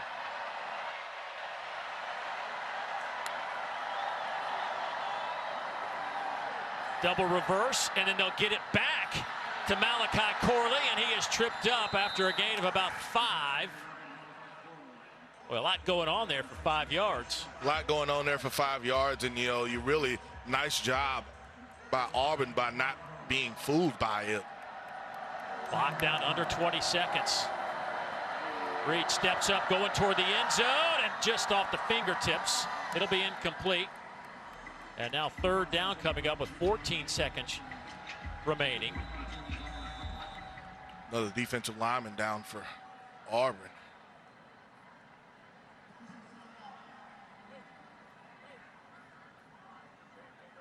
Boy, Marquise Burks, senior out of Chicago. Boy, that'll be 2 D linemen on this drive alone that have gone down. Marcus Harris, Marquise Burks. what our quarterbacks have done today. Austin Reed came in completing 68% of his passes on the year. Thrown for 195 yards.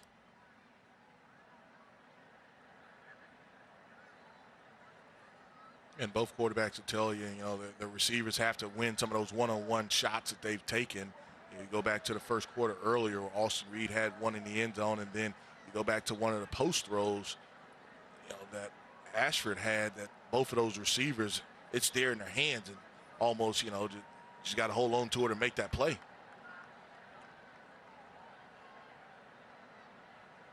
This is an offense that averages 38 points a game.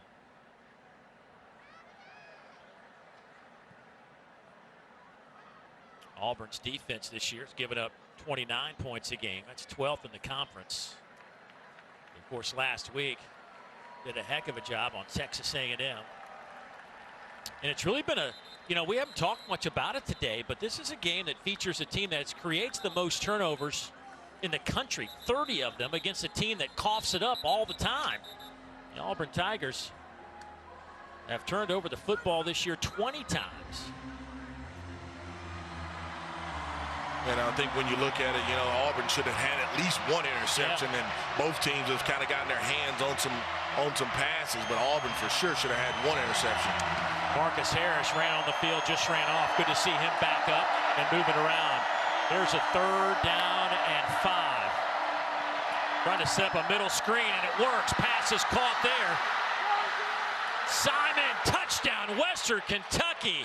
What a play call from Tyson Helton. 27 yards. It really starts with the motion. I mean, right away, you have man-to-man, and the guy that probably had a shot, he's trying to locate it, is Wooden. I mean, because he sees it, he felt it. The offensive line at left, and just a nice job by Austin Reed being able to find Simon, the tight end, to be able to get him the football, and he had a caravan out in front of him. Point after is up and good, and guess what, folks?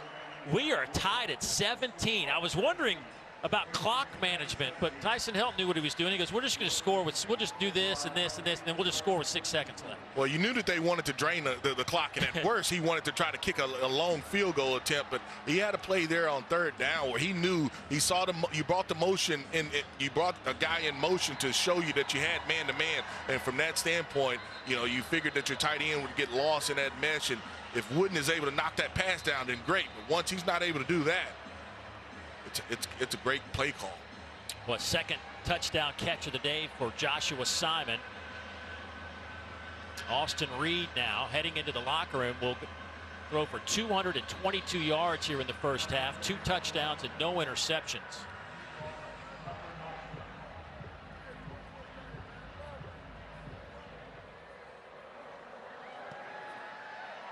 Boy, a little squib kick. They'll find Jaquez Hunter waiting for a little room to run, dancing around, and he's out over the 20 to the 22-yard line, and that'll be it for the first half of football. Well, this was a less than a touchdown line, according to those out in Las Vegas, and they knew what they were talking about. The pass game versus the run game. Pass game versus the run game, and it's been so far. Yes, it has. Let's go down to Andrea. Coach, Western Kentucky scored on their last 2 offensive drives. What does your defense need to tighten up in the second half? We got to eliminate the explosive plays. Doing some things that's getting our gaps and not playing team defense. We got to rally to the football. We got to dig more. We got to kind of switch up the looks back there and kind of confuse this quarterback because he got a big arm, but we got to get 11 guys to the ball. Effort. We got to have more effort. And for your offense, Coach, how do you get the run game going in the second? Oh, yes. I'm going to challenge these guys up front. Challenge Robbie, challenge the running backs from the O-line to the receivers. Man, them guys came out and converted on 3rd down. We got better in the red zone, but we're going to win this game. We got to be able to run the ball. Even though they got 8, 9 people in the box, we got to be able to run the ball. These backs got to be able to break tackles. Coach, thank you. Thank you, Pat. Cadillac Williams giving us his thoughts. Tie ball game, 17 apiece. Western Kentucky and the Auburn Tigers. Been a good one. 2 more quarters of football coming up, but right now we got to get you to the studio. Dari, it's all yours.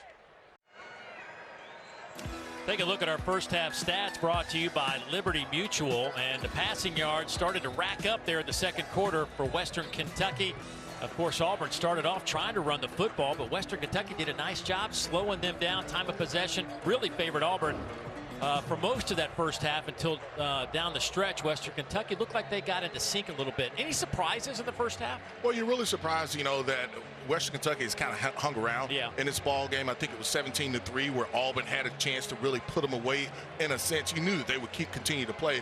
But as you talked about, they were able to find some rhythm. And from an offensive standpoint, you saw them be able to hit some things as far as some plays down the field. And right now, they feel like they can play with this Auburn team. And so it's going to be intriguing what adjustments were made. Yeah, but one of those adjustments, do you think Auburn maybe brings some extra blitzers?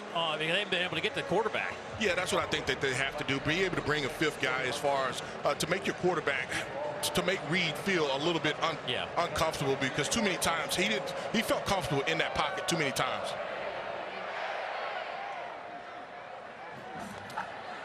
Here's Hunter at the goal line.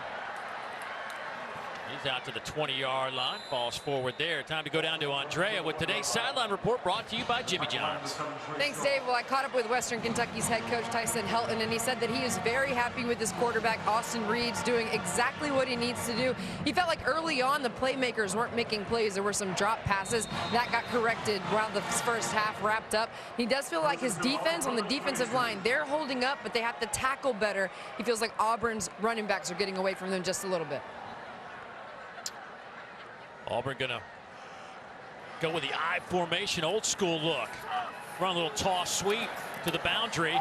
And a nice tackle there on the back end. Bigsby getting that first carry. Well played there by Caleb Oliver to come up and make the hit. Gain of 3.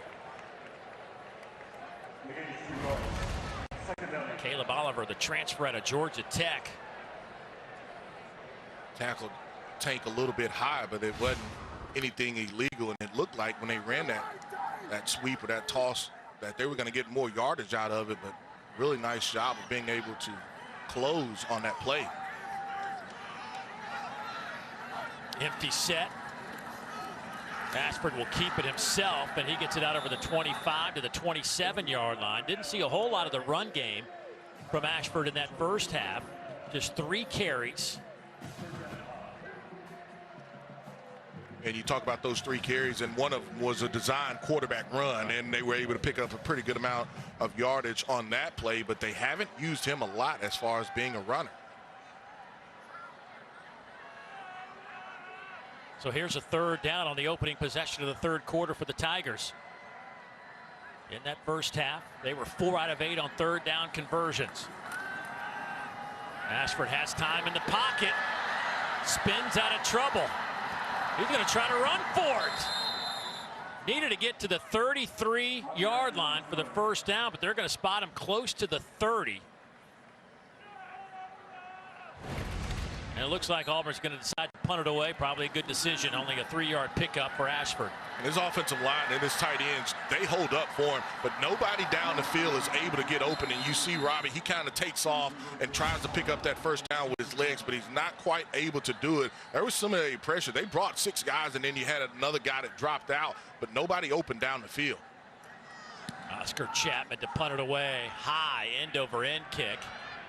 That'll be caught at the 30-yard line by Jalen Hall.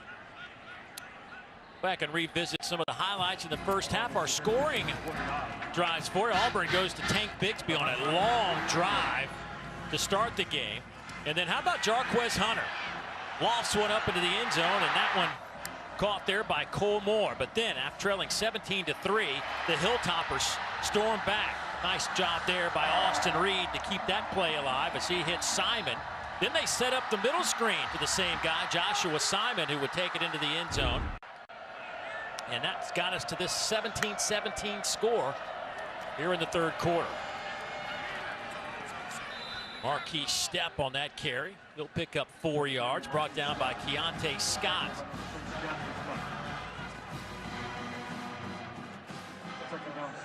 Boy, if they get 4 or 5 yards on first down, Deuce, they are go, go, go. Over the middle, picked off. Intercepted by Jalen Simpson. There is a flag down back at the line of scrimmage.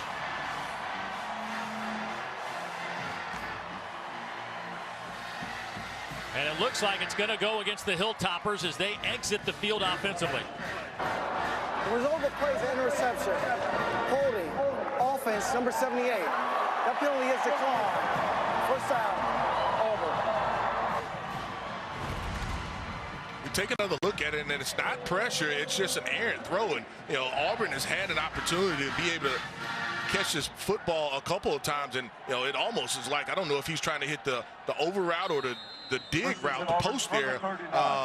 But it's in between both of them. A nice job of taking advantage of that errant throw. Just the 4th interception by the Auburn defense this year. That is the 11th turnover gained by the Tigers.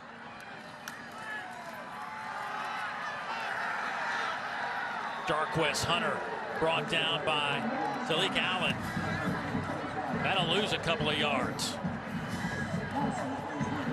Talik Allen, he's on the edge right there, Dave, and that's one where your quarterback either has to be able to get a receiver down to pick it up. I mean, because he's free, and so he's unaccounted for, and there is nothing that your tailback can do in that situation because he's coming off of the edge and he's able to run that play down from the backside.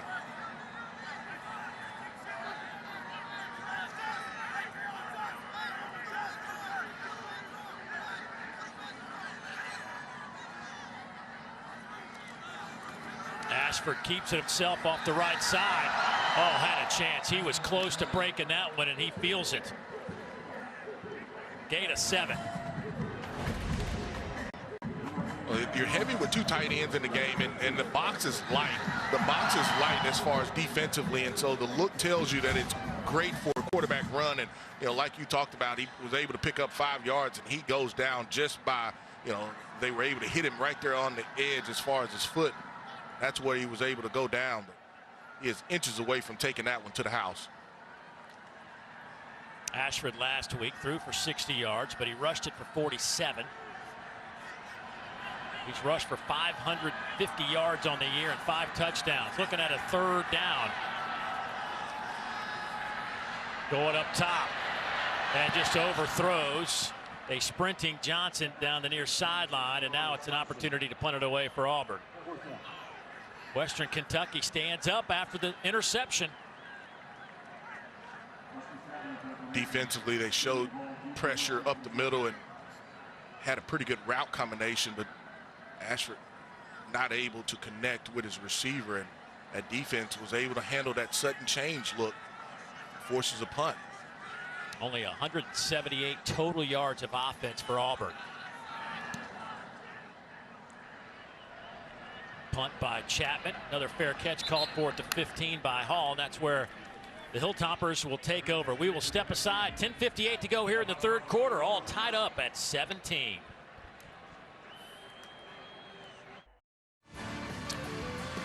Well, Bailey Zappi put on quite a show a year ago as the quarterback for Western Kentucky. Set NCAA records for passing yards and touchdowns, passing LSU's great Joe Burrow almost 6,000 yards. And obviously with that, you get drafted in the National Football League. He's with the New England Patriots. Actually got some run due to some injuries with the Pats. And now they've turned it over to this guy who transfers in from West Florida. And according to Tyson Helton, who's an excellent quarterback coach and offensive mind, those are some of the things he looks for in his quarterback. I love the coach mentality. You better have that and better be able to create the phone booth. It's Malachi Corley. But Deuce, it was interesting to listen to Coach Helton talk about the things that he wants in his quarterbacks. And it's not going to all be about size. It's not going to all be about the big arm. It's going to be able, can this young man be able to see some of the things that I see, and then can he also be able to have a little, the it factor where he can create, he can throw off platform. The pitcher doesn't have to be perfect for him. He anticipates the play well. He's able to be able to distribute the football, but, make things happen a little bit with his legs, and that's what he likes in his quarterbacks. 235 yards on 16 completions. Second down and 10.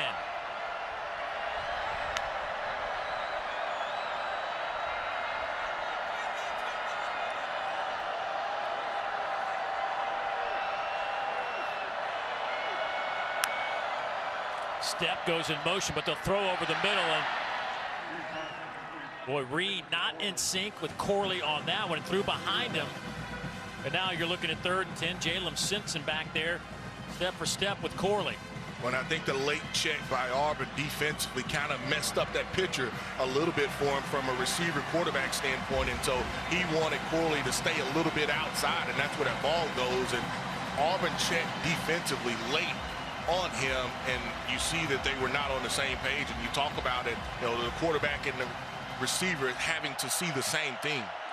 Hadn't heard much from Wooden or Hall, the two defensive ends for the Auburn Tigers today. Boy, trying to hit Corley on a cut, but the ball got there too quickly. Corley wasn't out of his break just yet, and it's now 4th down. A good stop by the Tigers. We take another look at it, and you talk about just being able to run this slot. He's running a fade, and he's throwing it back shoulder. But I mean, Corley's looking like, hey, I'm not getting that ball, not based off of that coverage.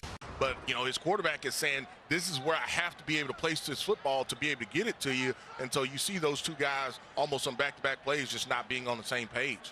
Tom Ellard, the freshman from Australia, back to punt, averaging 43.5 yards per punt this year. This is returnable. Deontay Scott straight up the middle over the 40 to the 41-yard line. Well, we've got some good running backs on the field today, but obviously this guy, the best, one of the best of all time, Bo Jackson. Ole Miss running the football to the tune of 260 yards a game against a defense that's been pretty good against the run.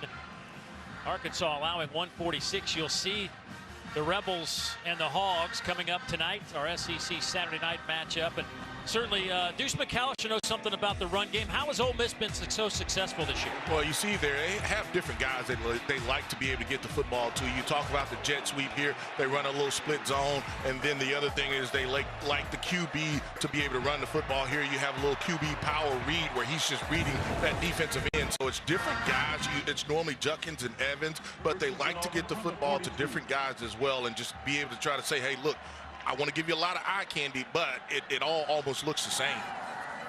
Deuce, of course, all-time leading rusher for the Ole Miss Rebels.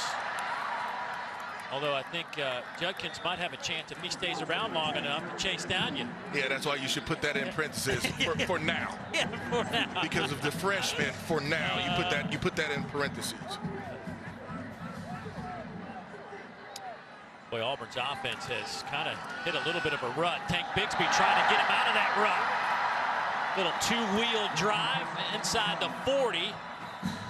That'll be a first down and a gain of 12. Come back and look at it, and this is split zone, and Tank, he bounces this football. And I don't know if this football came out late. I don't think it came out late, but do have a banged up offensive lineman, but that offensive line may have been a hair early also on that play, but the officials didn't call it. And so Jeremiah Wright, he has to come out of the game for at least a play, but you got to get the football to those tailbacks. I mean, they are the heartbeat as far as this offense is concerned. And you know, I know you haven't put up the rushing yardage that you want to this point, but you have to be able to feed those guys. Auburn's first 4 drives, 160 yards, a couple of touchdowns and a field goal. Last 3 drives before this one resulted in 3 punts and 30 total yards. Ashford 7 of 16 for 73 yards through the air. Jeremiah Wright walks off the sidelines to the sidelines. See if the big man can get back in the game here. As Ashford looks to throw, lofts it up, has a man, big collision at the 10. but Johnson hangs on, and a flag comes out in the process. This could be targeting.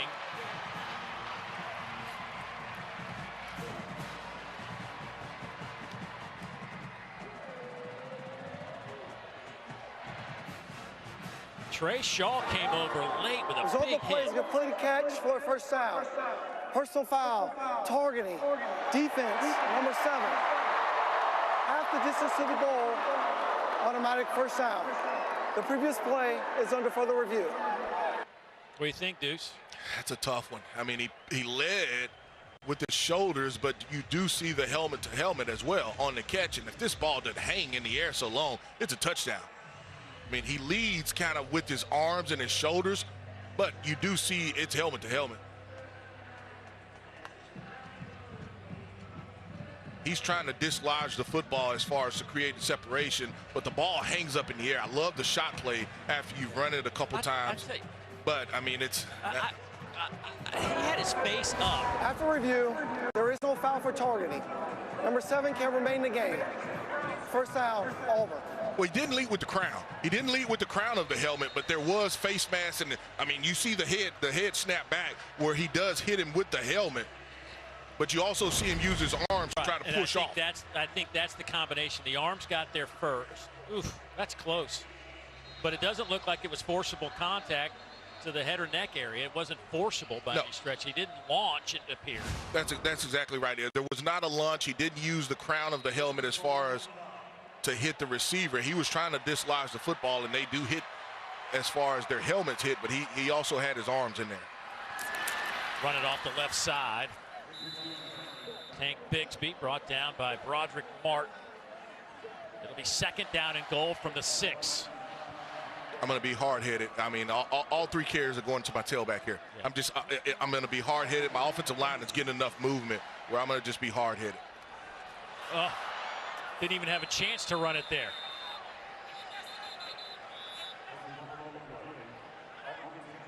Auburn has had a tough time holding on to the football this year. 20 lost turnovers, 8 fumbles, 12 interceptions. And this is just a low snap where your quarterback, he doesn't have a choice, you know, whether he was going to pull it or not in that situation. He just has to be able to cover it up. Tigers are 127th out of 132 teams in Division I FBS football in turnover margin. Third and goal from the 9. Ashford will throw, or looks to throw. He may try to run for it himself. Ran right into his own guy and is dropped at the 6. Western Kentucky gave him no opportunity to throw the football. Did an outstanding job of playing zone defense. You see kind of the orbit motion from the receiver, but they muddied the pitcher. You can see the pitcher is muddied for the quarterback, and he doesn't have a choice. You know, he doesn't have a choice but to run the football. I mean, they do a good job of just sitting down, and you know, you talk about all of those guys in the end zone. You have a late release by Tank Bigsby, but nowhere to go with the football. So it looks like Auburn's shy. They're missing a guy on this field goal. Well, I wonder if that's not supposed to be Jeremiah Wright, who got banged up a few. Play clock expires. That's exactly right. Probably Wright was supposed to be in this game, and so they've got to send another offensive lineman out for him. And fourth down. You've got enough confidence in your kicker here, though. Yeah, listen. I agree with that. There's no need to take a timeout in that situation. Hey, look, let's not panic, And so now they're sending another lineman out on the field. But that's exactly right. Jeremiah Wright, when he got hurt, one of the other guys were probably supposed to be available, and he's not in. So this goes from a 23 to a 28-yard field goal attempt for Alex McPherson. He's hit from 51 today.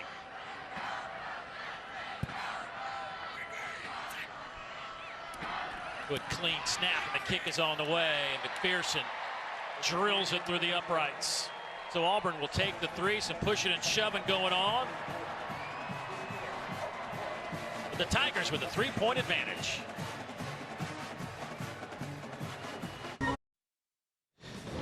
Doreen Oke in studio, top of the hour over on ESPN. Spencer Rattler in South Carolina taking on Hendon Hooker and the Vols of Tennessee.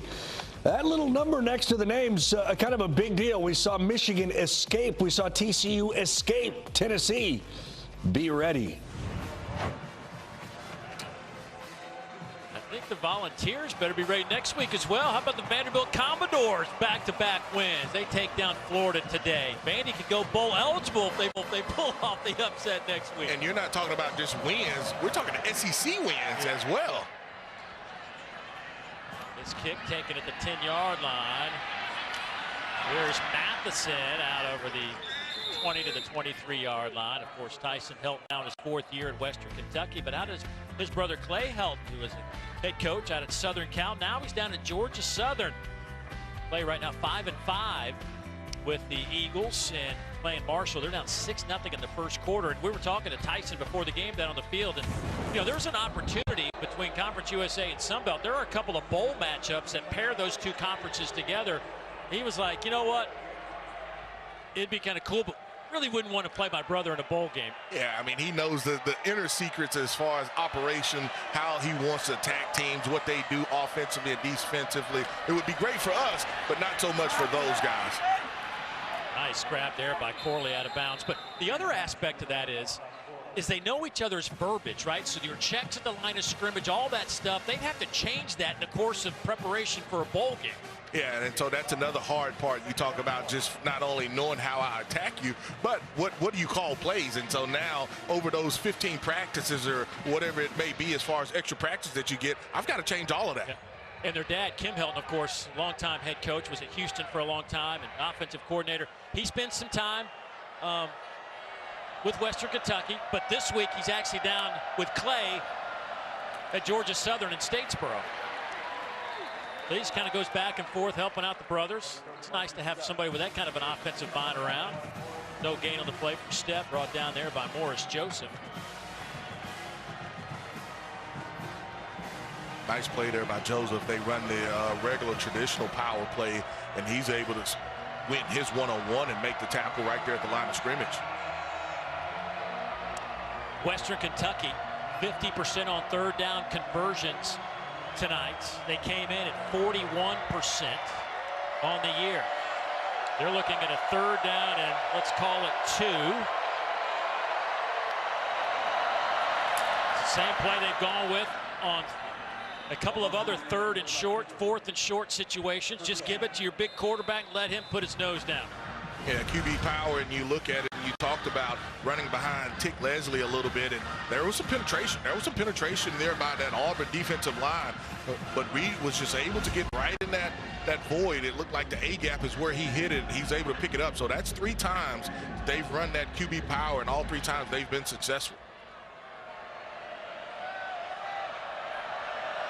Corley goes in motion. They'll run it off the right side. They'll big hole there, and nice run by Irvin Poindexter. Came close to breaking that for a big gain, but he'll take the 7 yards to bring up second down and 3.5.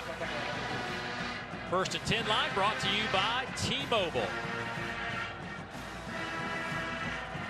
If you're Auburn here, you have to watch those explosive plays. One of the reasons that Western Kentucky is running so much is because they have 2 safeties high, but at some point, just with the success that they have on running the football, you look for them to try to have some type of double move or, you know, just try to hit a one-on-one on the outside.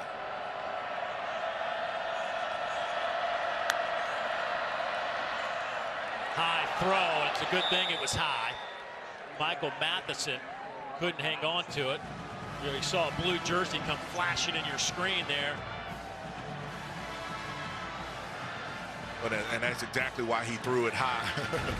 I mean, you're trying to just run a screen, and they've done it a couple times, and he reads it right away. Oh, Scott is there. I mean, if that ball is on target, it's a pick 6 the other way. And that's exactly why Austin Reed, the quarterback, just airmails it a little bit. But, I mean, you can see how aggressive on the back end that they're playing. We're kind of sitting in zone, but Scott read it that you have to be able to hit him with a double move. Well, they'll go press coverage here. A lot of bodies up on the line of scrimmage.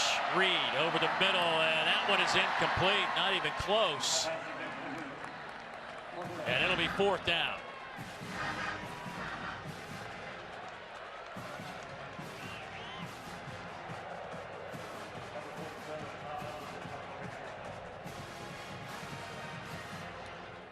Tom Ellard back on the field.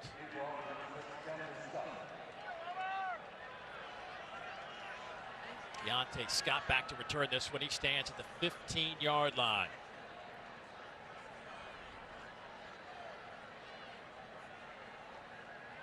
.426 to go here in the third quarter. Wobbly punt. Scott will field it. Fair catch at the 23. That's where Auburn's offense will take over. Hey, well, there's a volleyball triple header over on the SEC Network Sunday afternoon. Mississippi State takes on Tennessee. That's our first game at noon Eastern. Then the top teams in the conference square off. 18th ranked Kentucky, 10th ranked Florida, and they will cap it all off with Texas A&M and Missouri. All three of those, not just here on this very network, but also over on the ESPN app as well. That's tomorrow. But right now, it's 1st and 10 for Auburn. Boy, 270 yards against A&M, just 108 today. Ashford.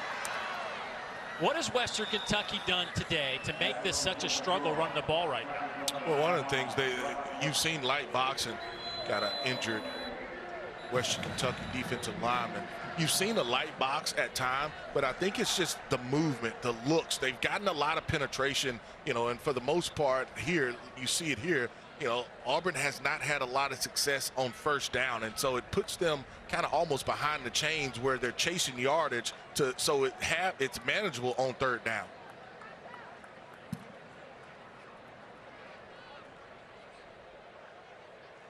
It's almost like they're daring Ashford to throw the football. Well, that's exactly what it is. I mean, because they know that they can hurt him running the football. And so quarterback-wise, we want to see if you can be accurate enough to hit us with the passing yardage. And so they will go light box like there. You had man and a half. I like the call as far as a QB draw. But, for Ashford, it looked like he was trying to cut it all the way back on the front side instead of just taking the yardage that had presented itself going left. We saw last week also, Auburn used a 3 running back look a couple of times. Haven't seen a whole lot of that today. Haven't seen really Bigsby or Hunter on the field at the same time much today, if at all. Not a lot of, maybe 1 or 2 plays max. Boy, student body left on this one too, Jarquez Hunter.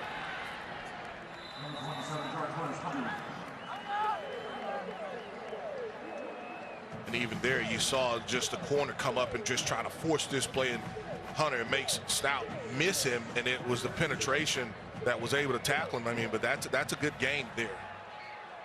Boy, Donut Evans a little slow to get up. They run right where he was late getting to. The linebacker for Western Kentucky, number 3, got up after the last play and hobbled back, but was a little late getting set up, and Auburn went right at him. And he's not set, and you talk about from a scheme-wise, not having that extra guy in the box, and Auburn running tempo. I mean, that offensive line knew exactly where they were going to go with those blocks, and Hunter did as well. 1st and 10 for the Tigers. Here's Hunter trying to kick it to the outside, and he'll be dropped there after about a 3-yard gain. Nice job there by Khalif Palasi. Another transfer from Oregon. Got a few transfers from Oregon out here, including Robbie Ashford, quarterback for the Auburn Tigers. It's a little counterplay, and you see another corner, Palasi, come up and try to make that play. He doesn't go to make the tackle. He goes and holds the arm because he's not going to bring him down by himself. Cut by Hunter, but again, not much room after. Right when they get to the line of scrimmage, whatever looked like a hole disappears. Well, he's got to keep this outside. He's got to keep this outside. I know he saw a little green grass inside, but if he stays on his track outside, I mean, he's got a convoy in front of him as far as his offensive lineman.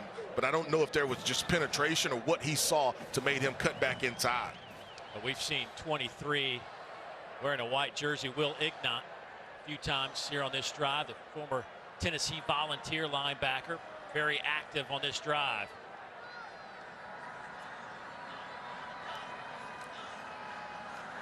Boy, nice little pump fake, and here's Ashford. First down and a whole lot more, stumbles at the 35-yard line, but the best run of the day for Robbie Ashford will pick up the Tiger first down after a 19-yard gain. take another look at it in Ashford. You know, he does a nice job of faking the toss, and, you know, his tight end is probably supposed to be looking for a pass, but I don't think Robbie was looking at all that he was going to throw that football. He was going to pick up the yardage that he needed to pick up as far as a first down. Boy, under center in the I formation. Toss sweep near side. Bigsby saw the hole. Explodes through it. Touchdown Tigers. 35 yards. Boy, they blocked that one.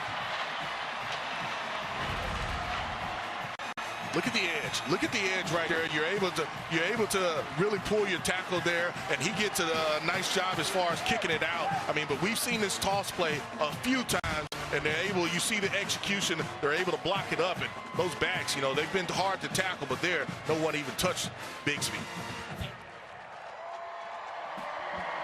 How about 7 plays, 78 yards? Every one of them was a running play. I'm okay with that. Yeah. McPherson's point after is up and good. The Tigers have now stretched it back to a 10-point advantage. Tank Bigsby finally got it cranked up. Well, you see, it starts here, and then you have this guy. He's going to be able to, your tackle, he's going to be able to pull, and once he's able to pull, he kicks it out, and nobody's there to be able to touch Tank Bigsby, and that's exactly how you draw it up. Your other tight end, he's able to lead up, and once he makes that perfect block, it's 6. Boy, it was a good block, too, by your tight end, John Samuel Schenker, who lined up really as the fullback and came through that hole just looking for somebody.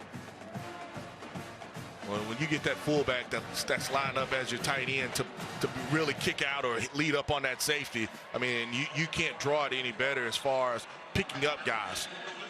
So Bigsby now with 82 yards, averaging 5 yards a carry, couple of touchdowns today.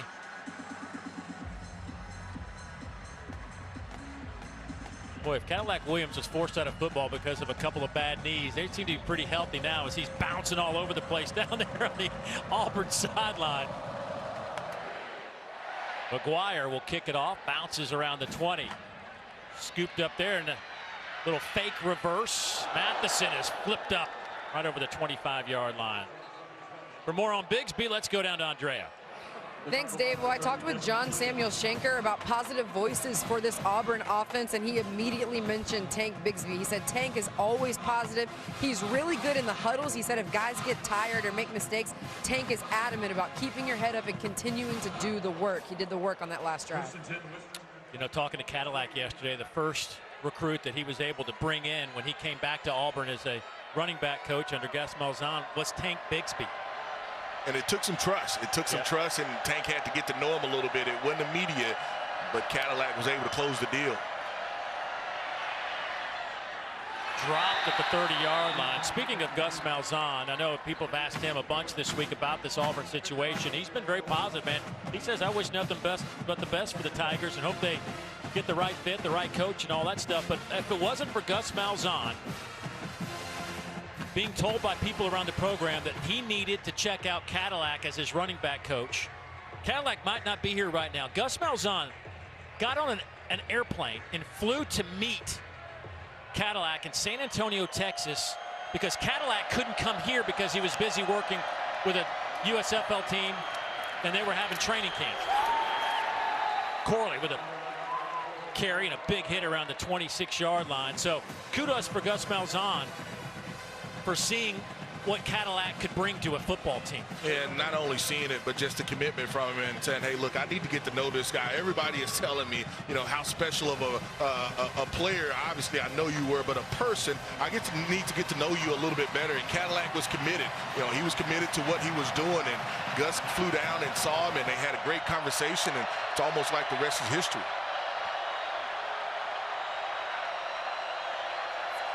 Third down and 11. Last third down, it was drop 8 situation. Russian 4. Low throw, and it is caught there by Jalen Hall. That'll be a first down at the 43-yard line, a gain of 16.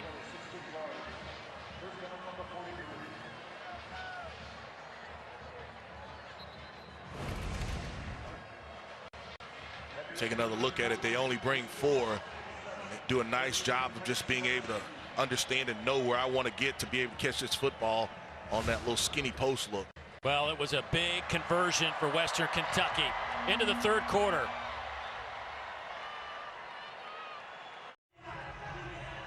Cadillac Williams wish he could put on the pads, you know that. We move into the final 15. It's the final 15 minutes for a lot of these seniors on the Auburn team here at Jordan-Hare Stadium. Next week, they're in Tuscaloosa to take on the Crimson Tide. 10-point lead for the Tigers. Austin Reed. Corley out to the 46-yard line, couple of yards. Colby Wood with just his second tackle today. SEC Defensive Player of the Week. Boy, had some big-time plays last week against A&M. Incomplete. Trying to hit Jalen Hall. Another play, you see Scott kind of almost come up with the interception. He sinks right away, and we've seen Austin Reed try to throw in some tight windows, and that's another tight window right there. Boy, just 5 of 13 for 40 yards here in the second half.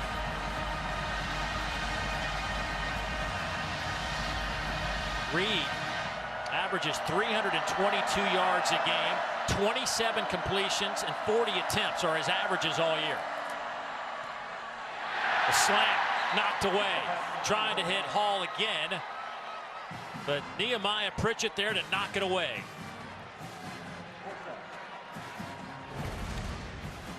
I don't know if you can play this route any better. Nehemiah Pritchett, he's matching the receiver, and then once the ball is thrown, he gets that right hand right in there to be able to knock it away. I mean, it's a mirror for him as far as the coverage is concerned. I mean, he's just mirroring that receiver, and it's a slant throw. And right once he sees that ball being released, he's able to knock it away, poke it out with that right hand.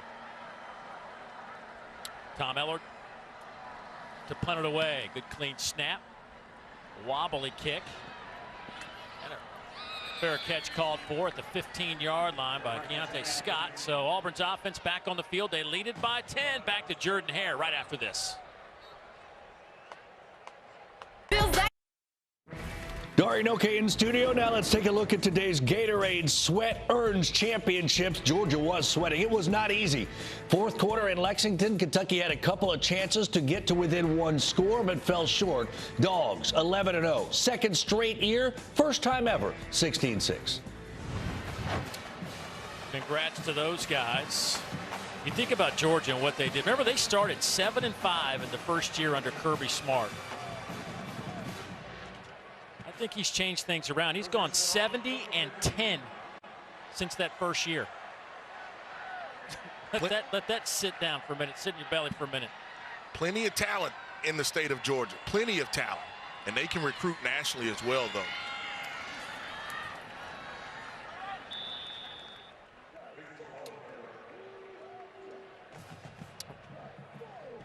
Well, Dari and the boys, Chris, Benjamin, Takio, they'll be along with SEC football final after that Ole Miss Arkansas game tonight around 10:30 Eastern time. Of course, they'll break down all the biggest stories of the day and recap all these games, and of course talk about what's in store in the final weekend of the regular season as well. It's all right here on the SEC Network, and you can always see it on the ESPN app. Second down and 5. Jarquez Hunter in at running back. They'll fake it that way and end up throwing it to him, and it's too high. I mean, Ashford probably could have run for it. He could have ran for it, but on that, he's got to be able to get his hip around. I mean, on that, you're rolling to your left, and you're just throwing it in the flat to a tailback that's open. I mean, you've got to be able to turn and be able to lead. And that's where he's just got to. He normally throws a really nice ball on the move, but there, rolling to the left, he's got to be able to get that hip just around a little bit more so he can get it to the tailback in the flat. Auburn looking for their 7th conversion in 14 tries. It is 3rd down and 5. Coy Moore in motion. Timeout taken by Auburn. Play clock was winding down, and Cadillac Williams bounces down and gets the timeout. That'll be their first timeout. And you can hear Cadillac on the sideline. You know, you got to be able to get that play in to Robbie and those guys. If they're going to run that motion, and it'll look like that's exactly what it was, they've got to be able to pick up the pace a little bit so they don't have to burn a timeout. That's the third time that, you know, either from a substitution standpoint or play getting in late, that they've had to use a timeout. Well, 3rd down and 5. Tank Bixby's had a nice third quarter, 6 carries, 51 yards. In the first half, he had just 31 yards on the ground. You just make some adjustments. I mean, I think that's what they were able to do. You know, I don't think they did it the first drive once they received the kick to begin the third quarter, but they were able to make some adjustments and stay with those running backs. And, you know, we knew what they could do. You just had to give them the opportunity. Hunter in the game now to the left of Ashford. Moore goes in motion again. There is Moore, had it, dropped it. It'll be 4th down. Western Kentucky will get the football back.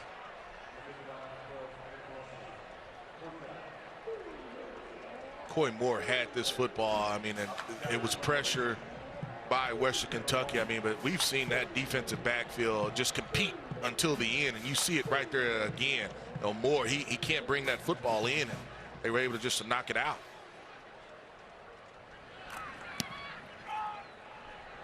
End over end kick.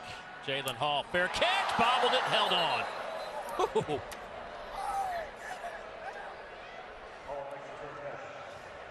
Hall will think about that for a moment. No damage done. Timeout on the field. Back in a moment.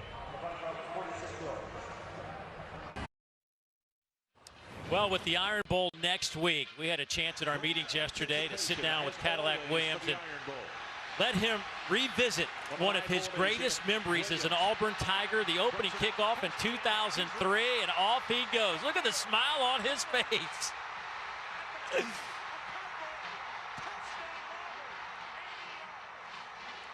Like the moment there now. We talked about that for a while, and he said it was close, that thing almost didn't happen, believe it or not. Impressive plays, to say the least. I mean, and for him, he was always a dynamic player, but you talk about those rivalry games, they mean a little bit more. They mean a little bit more to you, and you saw from that carry by Cadillac that what it meant to him. Reed's first pass, gain of 11. Davis with the catch.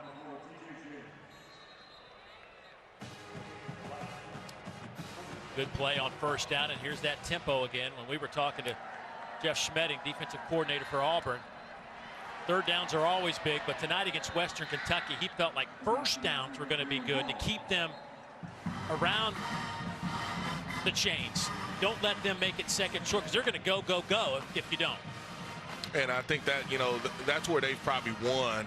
When you look at it defensively, they've done a really nice job of not giving on 1st down just a lot of explosive plays to this offense, so they could get into that tempo and, you know, make them have to slow down a little bit so they get to, you know, you're not in manageable situations.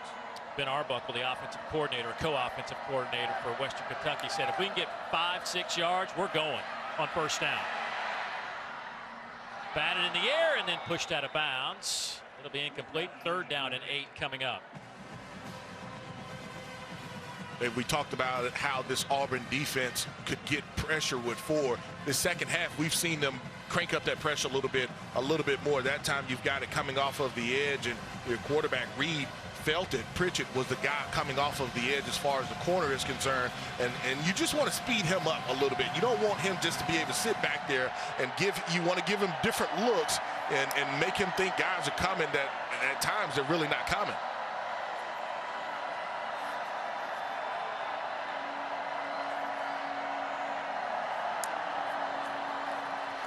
Reed keeps it himself, has the 1st down and slides at the 39-yard line. A huge play for Western Kentucky to keep the drive alive after a 12-yard gain. Well, we saw the QB power. This time it's just QB draw. I mean, and it's against a pressure look, and it just happened to open up perfectly for that Western Kentucky offense. Reed steps into this throw. It's high, but caught on that near sideline by Dalvin Smith. He'll pick up 7.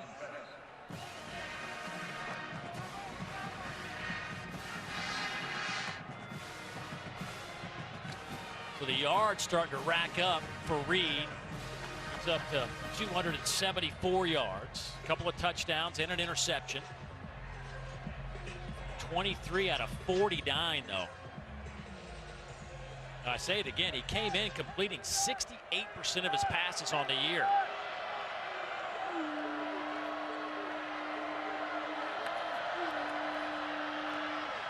Boy, they'll toss it to Corley, turns the corner.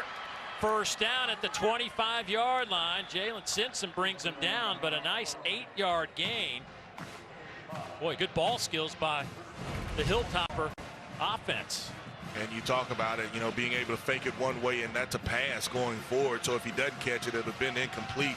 But, I mean, that's outstanding ball handling by the quarterback. Here's Reed. It's a block and will slide down. Only gets a yard.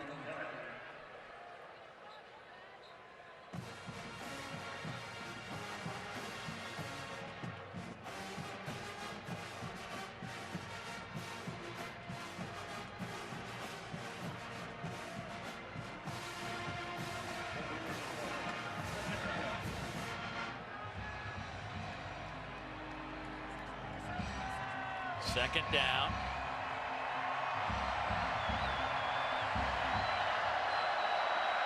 Ball's just inside the 25-yard line.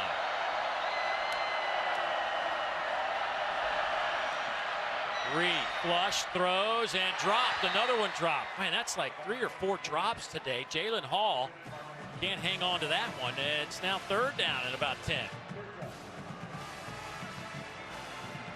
Jalen Hall running the over route, and you know he's got to slow down just a little bit as he gets closer to the sideline. And I don't know if he was focusing on making the catch, trying to get maybe a foot or 2 inbounds, but he's got to make the catch first. Boy, they've been in 17. This is their 18th third down opportunity today. They've had some explosive plays, but not nearly enough.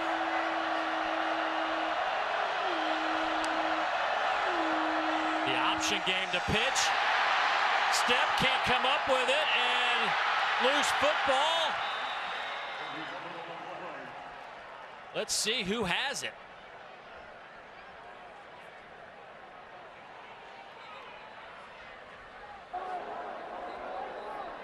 Roll on the field, Zabaka pass out of bounds. 4th down. You go to speed option. And so if I'm Step, you just got to, he was not out of bounds. He loses it. Oh, my goodness. I don't know if anybody possesses it and they're inbounds. He was out of bounds when he had possession of it. And on this 4th down, he was out of bounds when he had possession of it. Boy, that speed option, yeah, I mean, that's a big play. It took him out of field goal range. Yeah, that's exactly right. It took him out of field goal range where they were comfortable. They had one earlier where they missed it, but probably going to trust my kicker here. They're going to call timeout.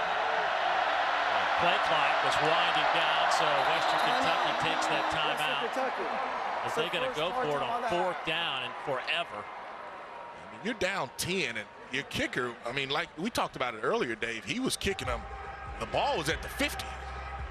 He kicked a couple of them, but I mean, he missed a shorter one earlier today, and maybe, you know, from a confidence standpoint, the coaching staff doesn't have it in him right now. Boy, I don't know how many plays you have for 4th and 23 in your book.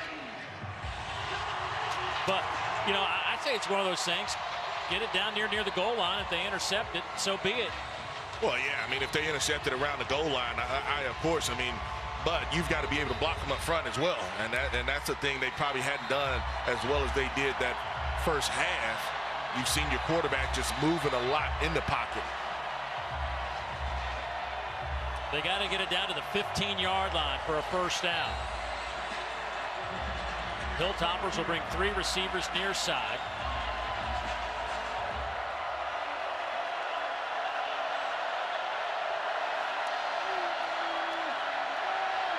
Reed steps up high, throw, and it's incomplete. Trying to hit Jalen Hall, and Auburn Stands up tall defensively and gets the football back for their offense. 9:52 to play at Jordan-Hare Stadium. The Tigers are up by 10.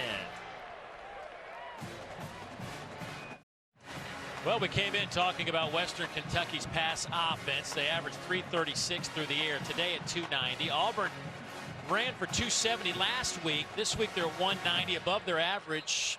But on the big board, Auburn seems to be winning despite those numbers being relatively similar. Yeah, I think that they've given up some yardage, but we talk about the high red zone as well as in the red zone. They've been able to stiffen up. You've got the one turnover and then a turnover on downs a couple downs. They've done a really nice job, and so that's what they have to do defensively. You lean on those running backs, and we saw, that effort in the second half where they were able to do so.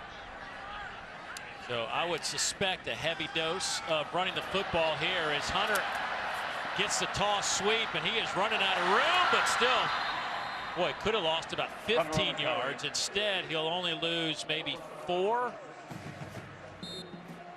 And on that previous drive, Dave, we talked about them not having both backs in the game, and this time they do have it, and there's just too much penetration.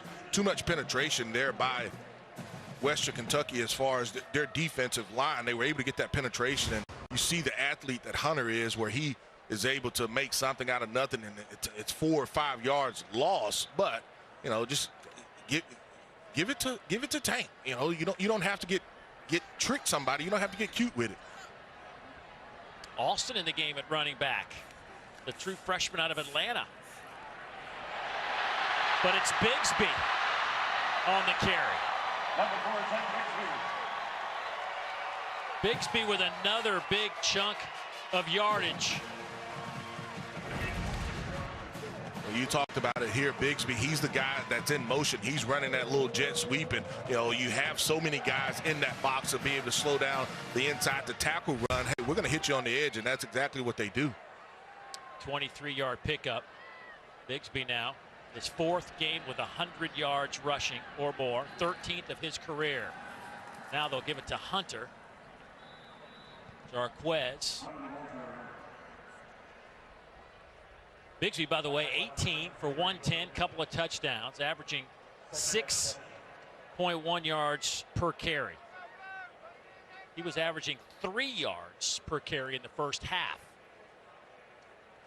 So some adjustments, some challenges. That's what Coach Williams talked about at the half with Andrea. He challenged those running backs. He challenged that offensive line, and they made those adjustments, and we see it from the score and the stats. Hunter stays in at running back. Shinkert lines up as the fullback. He'll be the lead blocker as they try to work the right side. Jarquez Hunter stays in bounds. He's to the 10. That'll be an Auburn touchdown. 40 yards.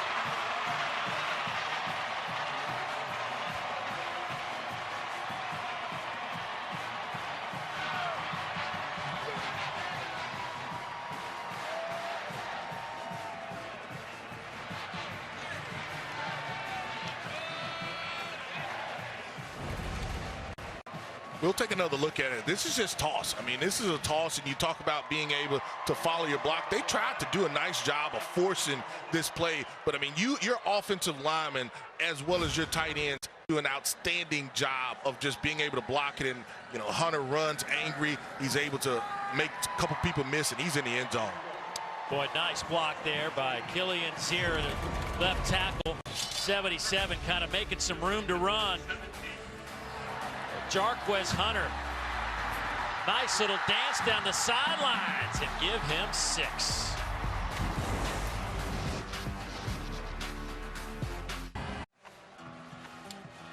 Well, the Auburn duo of Tank Bigsby and Jarquez Hunter have put on another show. They have combined for 215 yards. Matter of fact, Hunter just went over 100 yards for the 2nd time this season, 4th time in his career. Tank Bigsby's done it 13 times in his career.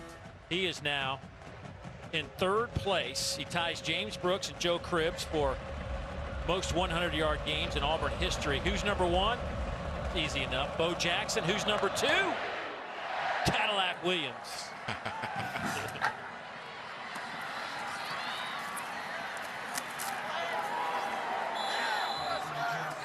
Well, don't forget, coming up at 7:30 Eastern tonight, 11th ranked Ole Miss taking on Arkansas. It's our SEC Saturday night matchup. You can also see that on the ESPN app. And I guarantee you'll see some more run game in that one. No doubt about it. I mean, you talk about Ole Miss being able to run the football, but Arkansas loving to run the football with Rocket Sanders. Dave, I got to compliment also Hunter. He's a guy that he just scored. Guess what he did? He's on kickoff team. Yeah. Did you say in high school he played everywhere, every snap? He played every snap. Did not come off the field whatsoever. He was the kicker. I mean, he was the kicker as well. He played linebacker on defense, and he was obviously the tailback, but he was the kicker. He played on every special teams that they had, and he didn't come off the field. I think they call those guys ballers. Well, yeah, that's an Iron Man. No doubt about it. He is an Iron Man. After a loss of 1, 2nd down and 11. Reed dumps it off underneath. That one goes to Urban Poindexter, and he is dropped. May have lost another yard. That Auburn defense, they're playing with a lot of fire and a lot of speed right now. They're flying around to the football. We were here for the Arkansas game, and there's definitely a different attitude on that Auburn sideline. Whistles will stop this play. There is a flag down. Full start, offense, number 73. 5-yard penalty, 3rd down. Just take another look at this play. They only rush 3 guys until you know that they're dropping 8 into coverage, and as the ball is thrown out in the flat, look at that. That's 3 guys. I mean, you've got outside leverage, inside leverage, and then a guy to be able to come directly at you to make the tackle. I mean, that's flying to the football. 3rd down and 17. Corley goes in motion. Nowhere for Reed to go. Hit as he throws, and it's picked off. DJ James. He's to the 10. Touchdown, Auburn. And let this celebration begin. My goodness.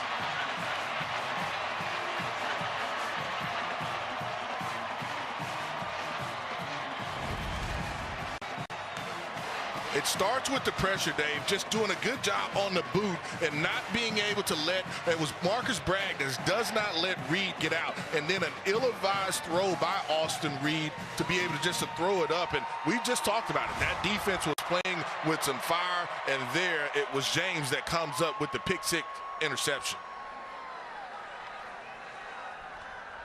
And just like that, Auburn has put up 41. We were tied at 17 at halftime. Tied at 17, and that's how you answer with some adjustments. You can just see James, he's just underneath. I mean, he reads this. He's looking at the quarterback the whole way. He just cuts underneath it, and he's covering Hall, and that's an ill-advised throw by Austin Reed, but it was because it was on the edge. You know, you couldn't get outside.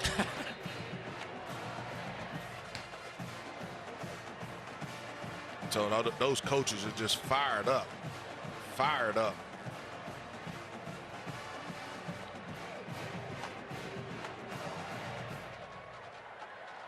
DJ James with his first interception of the year, and it's a pick-6. Another former Oregon transfer. Well, with all the excitement, sometimes we've seen it 2 or 3 times today. There's been some special teams guys that haven't been out there. Yeah, there's some blunders. One it was because you had offensive linemen on the field goal that was hurt, and this is the second time that they were missing kind of a guy, and it was lost in all the excitement. And you can see Coach Williams, he's yelling for him, and they just sent another guy in to kind of run down the field and cover. Matheson. He's got a little room to run. He's to the 35. He's to midfield and dropped at the Auburn 45. The kicker, McGuire, brings him down, but a 53-yard return. But it might be a little too late. Well, that's the side that they sent in somebody to cover, and I don't know if that was his lane or not, but they were able to hit just a big play on the return.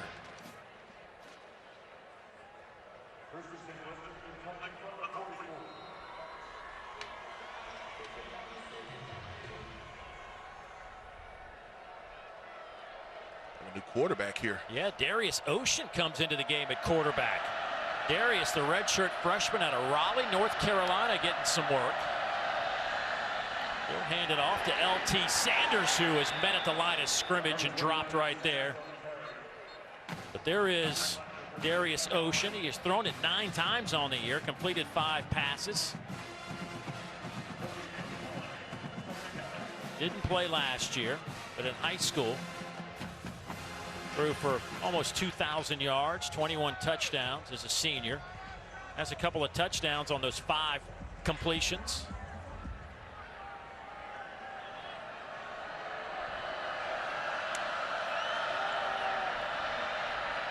And that one's dropped again. Well, they're going to go back and look at this tape, and there are going to be 5 or 6 drops. I mean, there have been more than normal. It's a little slip screen that they're just trying to run, and you just got to look the football in. And that one, I can't even say that he was trying to turn up the field. Just didn't look it in. Just doesn't look it in. And that's, I agree with you, Dave. I know probably 2 of those drops were contested throws, but I mean, there's been 3 or 4 where it's just a drop. This might be a free play here. There is a flag down, and that one is picked off, but it'll be coming back. It looked like Joseph might have got into that neutral zone and didn't get back in time.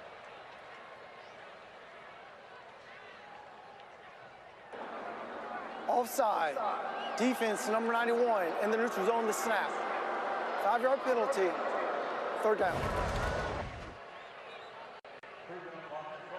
Right there over your tackle, Joseph, he gets caught and negates Scott's interception. Hey, this is for a defensive lineman, right? This is when you're licking your chops because you know they're slinging it. 5:03, 5:02 to play here in the 4th quarter. Auburn has just taken complete control here in the 2nd half.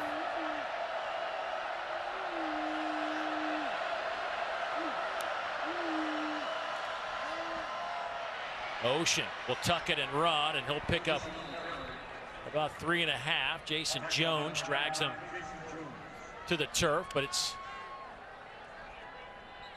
going to be a 4th down at about 3, maybe 2.5.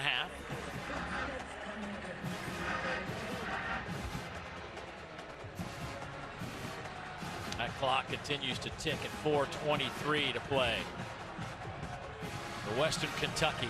You know, they're actually playing 13 regular season games this year, the Hilltoppers. They played Hawaii at Hawaii in game 2 of their season, which gives them the opportunity to play an extra game if they so desire. So they had to win 7 games this year to become bowl eligible, which they were able to accomplish last week when they beat Rice. They will finish things up next week at Florida Atlantic. Their second charge timeout of the half. So it'll be a 30-second timeout. 4:01 to play. So Tyson Helton's Hilltoppers will go to their 4th straight bowl game. Despite the outcome of this one, they went 9-4 last year, won the Conference USA Eastern Division, but they went to the Boca Raton Bowl last year and beat App State in that game. And as you see, they have been to a bowl game 11 times in the last 12 seasons. Now the flip side of that is this sets up an interesting dynamic next week because Auburn could get to a bowl game if they could pull off the upset in Tuscaloosa.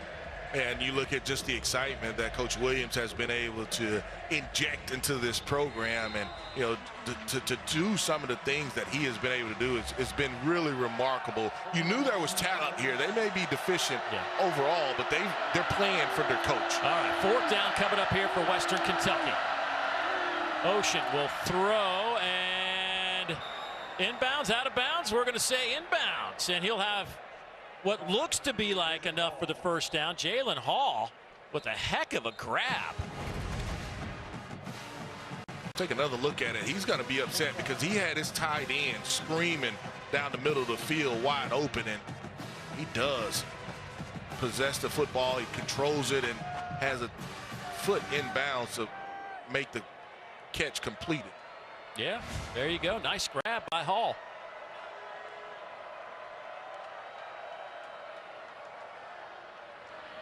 Wide side of the field throw is caught there by Hall again.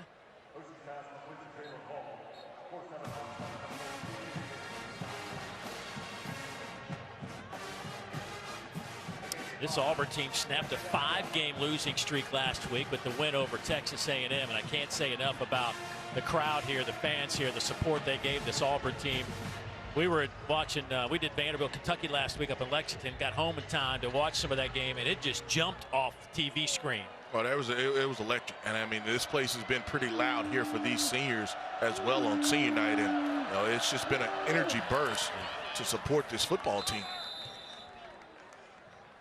We were talking with Jeff Schmedding, the defensive coordinator, yesterday in our meetings. You forget about we all hear about the head coach when he's let go and the big contract, but you forget about the other guys. Support staff. He said he had to go in once he found out. He had to go start asking questions. Am I going to still be around? He didn't know because he was brought in by Coach Harsin, and he said he got the answers, quickly, that he was going to stay on as DC, and very thankful for that. And I think these kids are playing really hard for him.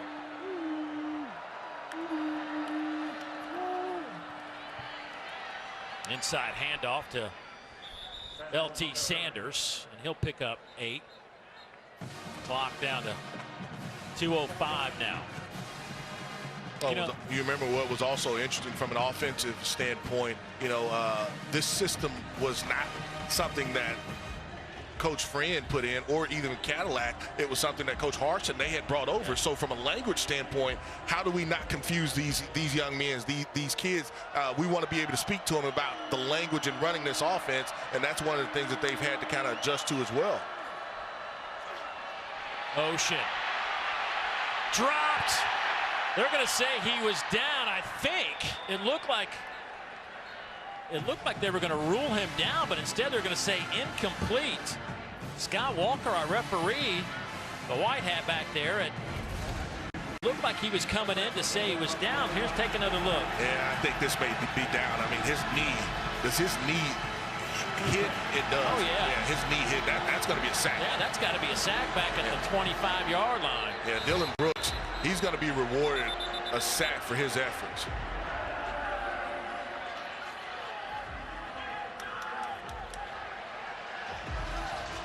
He's celebrating. He knows it's a sack. Yeah, that staff knows it. They're you can just tell it. Surprised they didn't call in the grass on this. But I mean, he's down. You not only one knee down, both knees are down, and the official is right there looking at it. But I don't know what he was looking at, because I mean, both knees are down. Brooks hadn't played a ton this year. Matter of fact, didn't play at all last year, but he came in highly touted. He was ranked as the #5 defensive end in the country coming out of high school, a 4-star. Played the Under Armour All-American game out of Roanoke, Alabama. Getting his first sack of the year, first sack of his Auburn career. And you can just see it on the sideline, how the guys, how the players, the coaches just so excited for him, and they're happy for him. I mean, that's hard work that's paying off. That's hard work that's paying off. I love, we saw a couple weeks ago, Vanderbilt receiver with his first touchdown catch, right? 2 years. He's jumping around, hugging everybody on the sideline. Couldn't believe it, was so excited. Same kind of thing going on there. The ball carrier's left knee was down the 26-yard line before he released the pass. It'll be 3rd down at the 26-yard line. A loss of 13. Hey, I think that was Skinner, was that the receiver. Catch the conclusion of this game on ESPN News. Those of you looking for Ole Miss Arkansas, you won't miss any action here on the SEC Network. Once again, you can head over to ESPN News for the conclusion of our game. But coming up, it'll be Arkansas and Ole Miss from Fayetteville.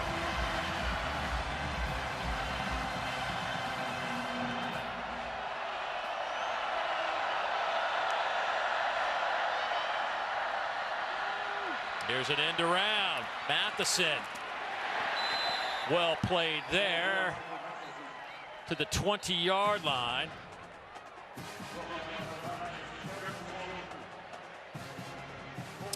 Auburn flying around, man. The excitement in this team It's amazing what happens when you get 18, 19, 20, 21-year-old kids feeling good about what they're doing. You can move mountains when they're all working in the right direction. Well, when they're working in the right directions, you're believing in them. They're opening up their heart. That was one of the things that Coach Williams just talked about, opening up those hearts, getting those guys to trust them, getting them to trust them as far as let us be able to teach, let us be able to get the talent out of you as far as a player.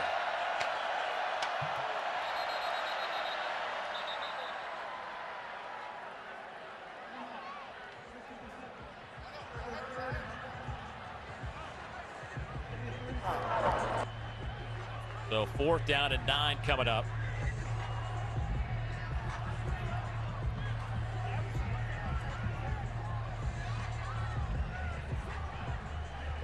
Look at how, I mean, that is just crazy. I love it. I love the excitement with this team right now. Harrison Walker getting a lot of love from his teammates for his play a moment ago.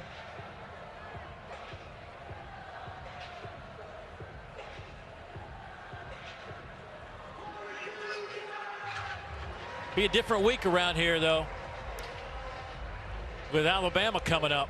Will be a different week, I mean, but I think, for those players that to play hard, if you get the effort, it may not be perfect for you, but you want to see effort. And I think that's what Coach Williams and that staff, they have to preach to those guys. Just give me everything that you got.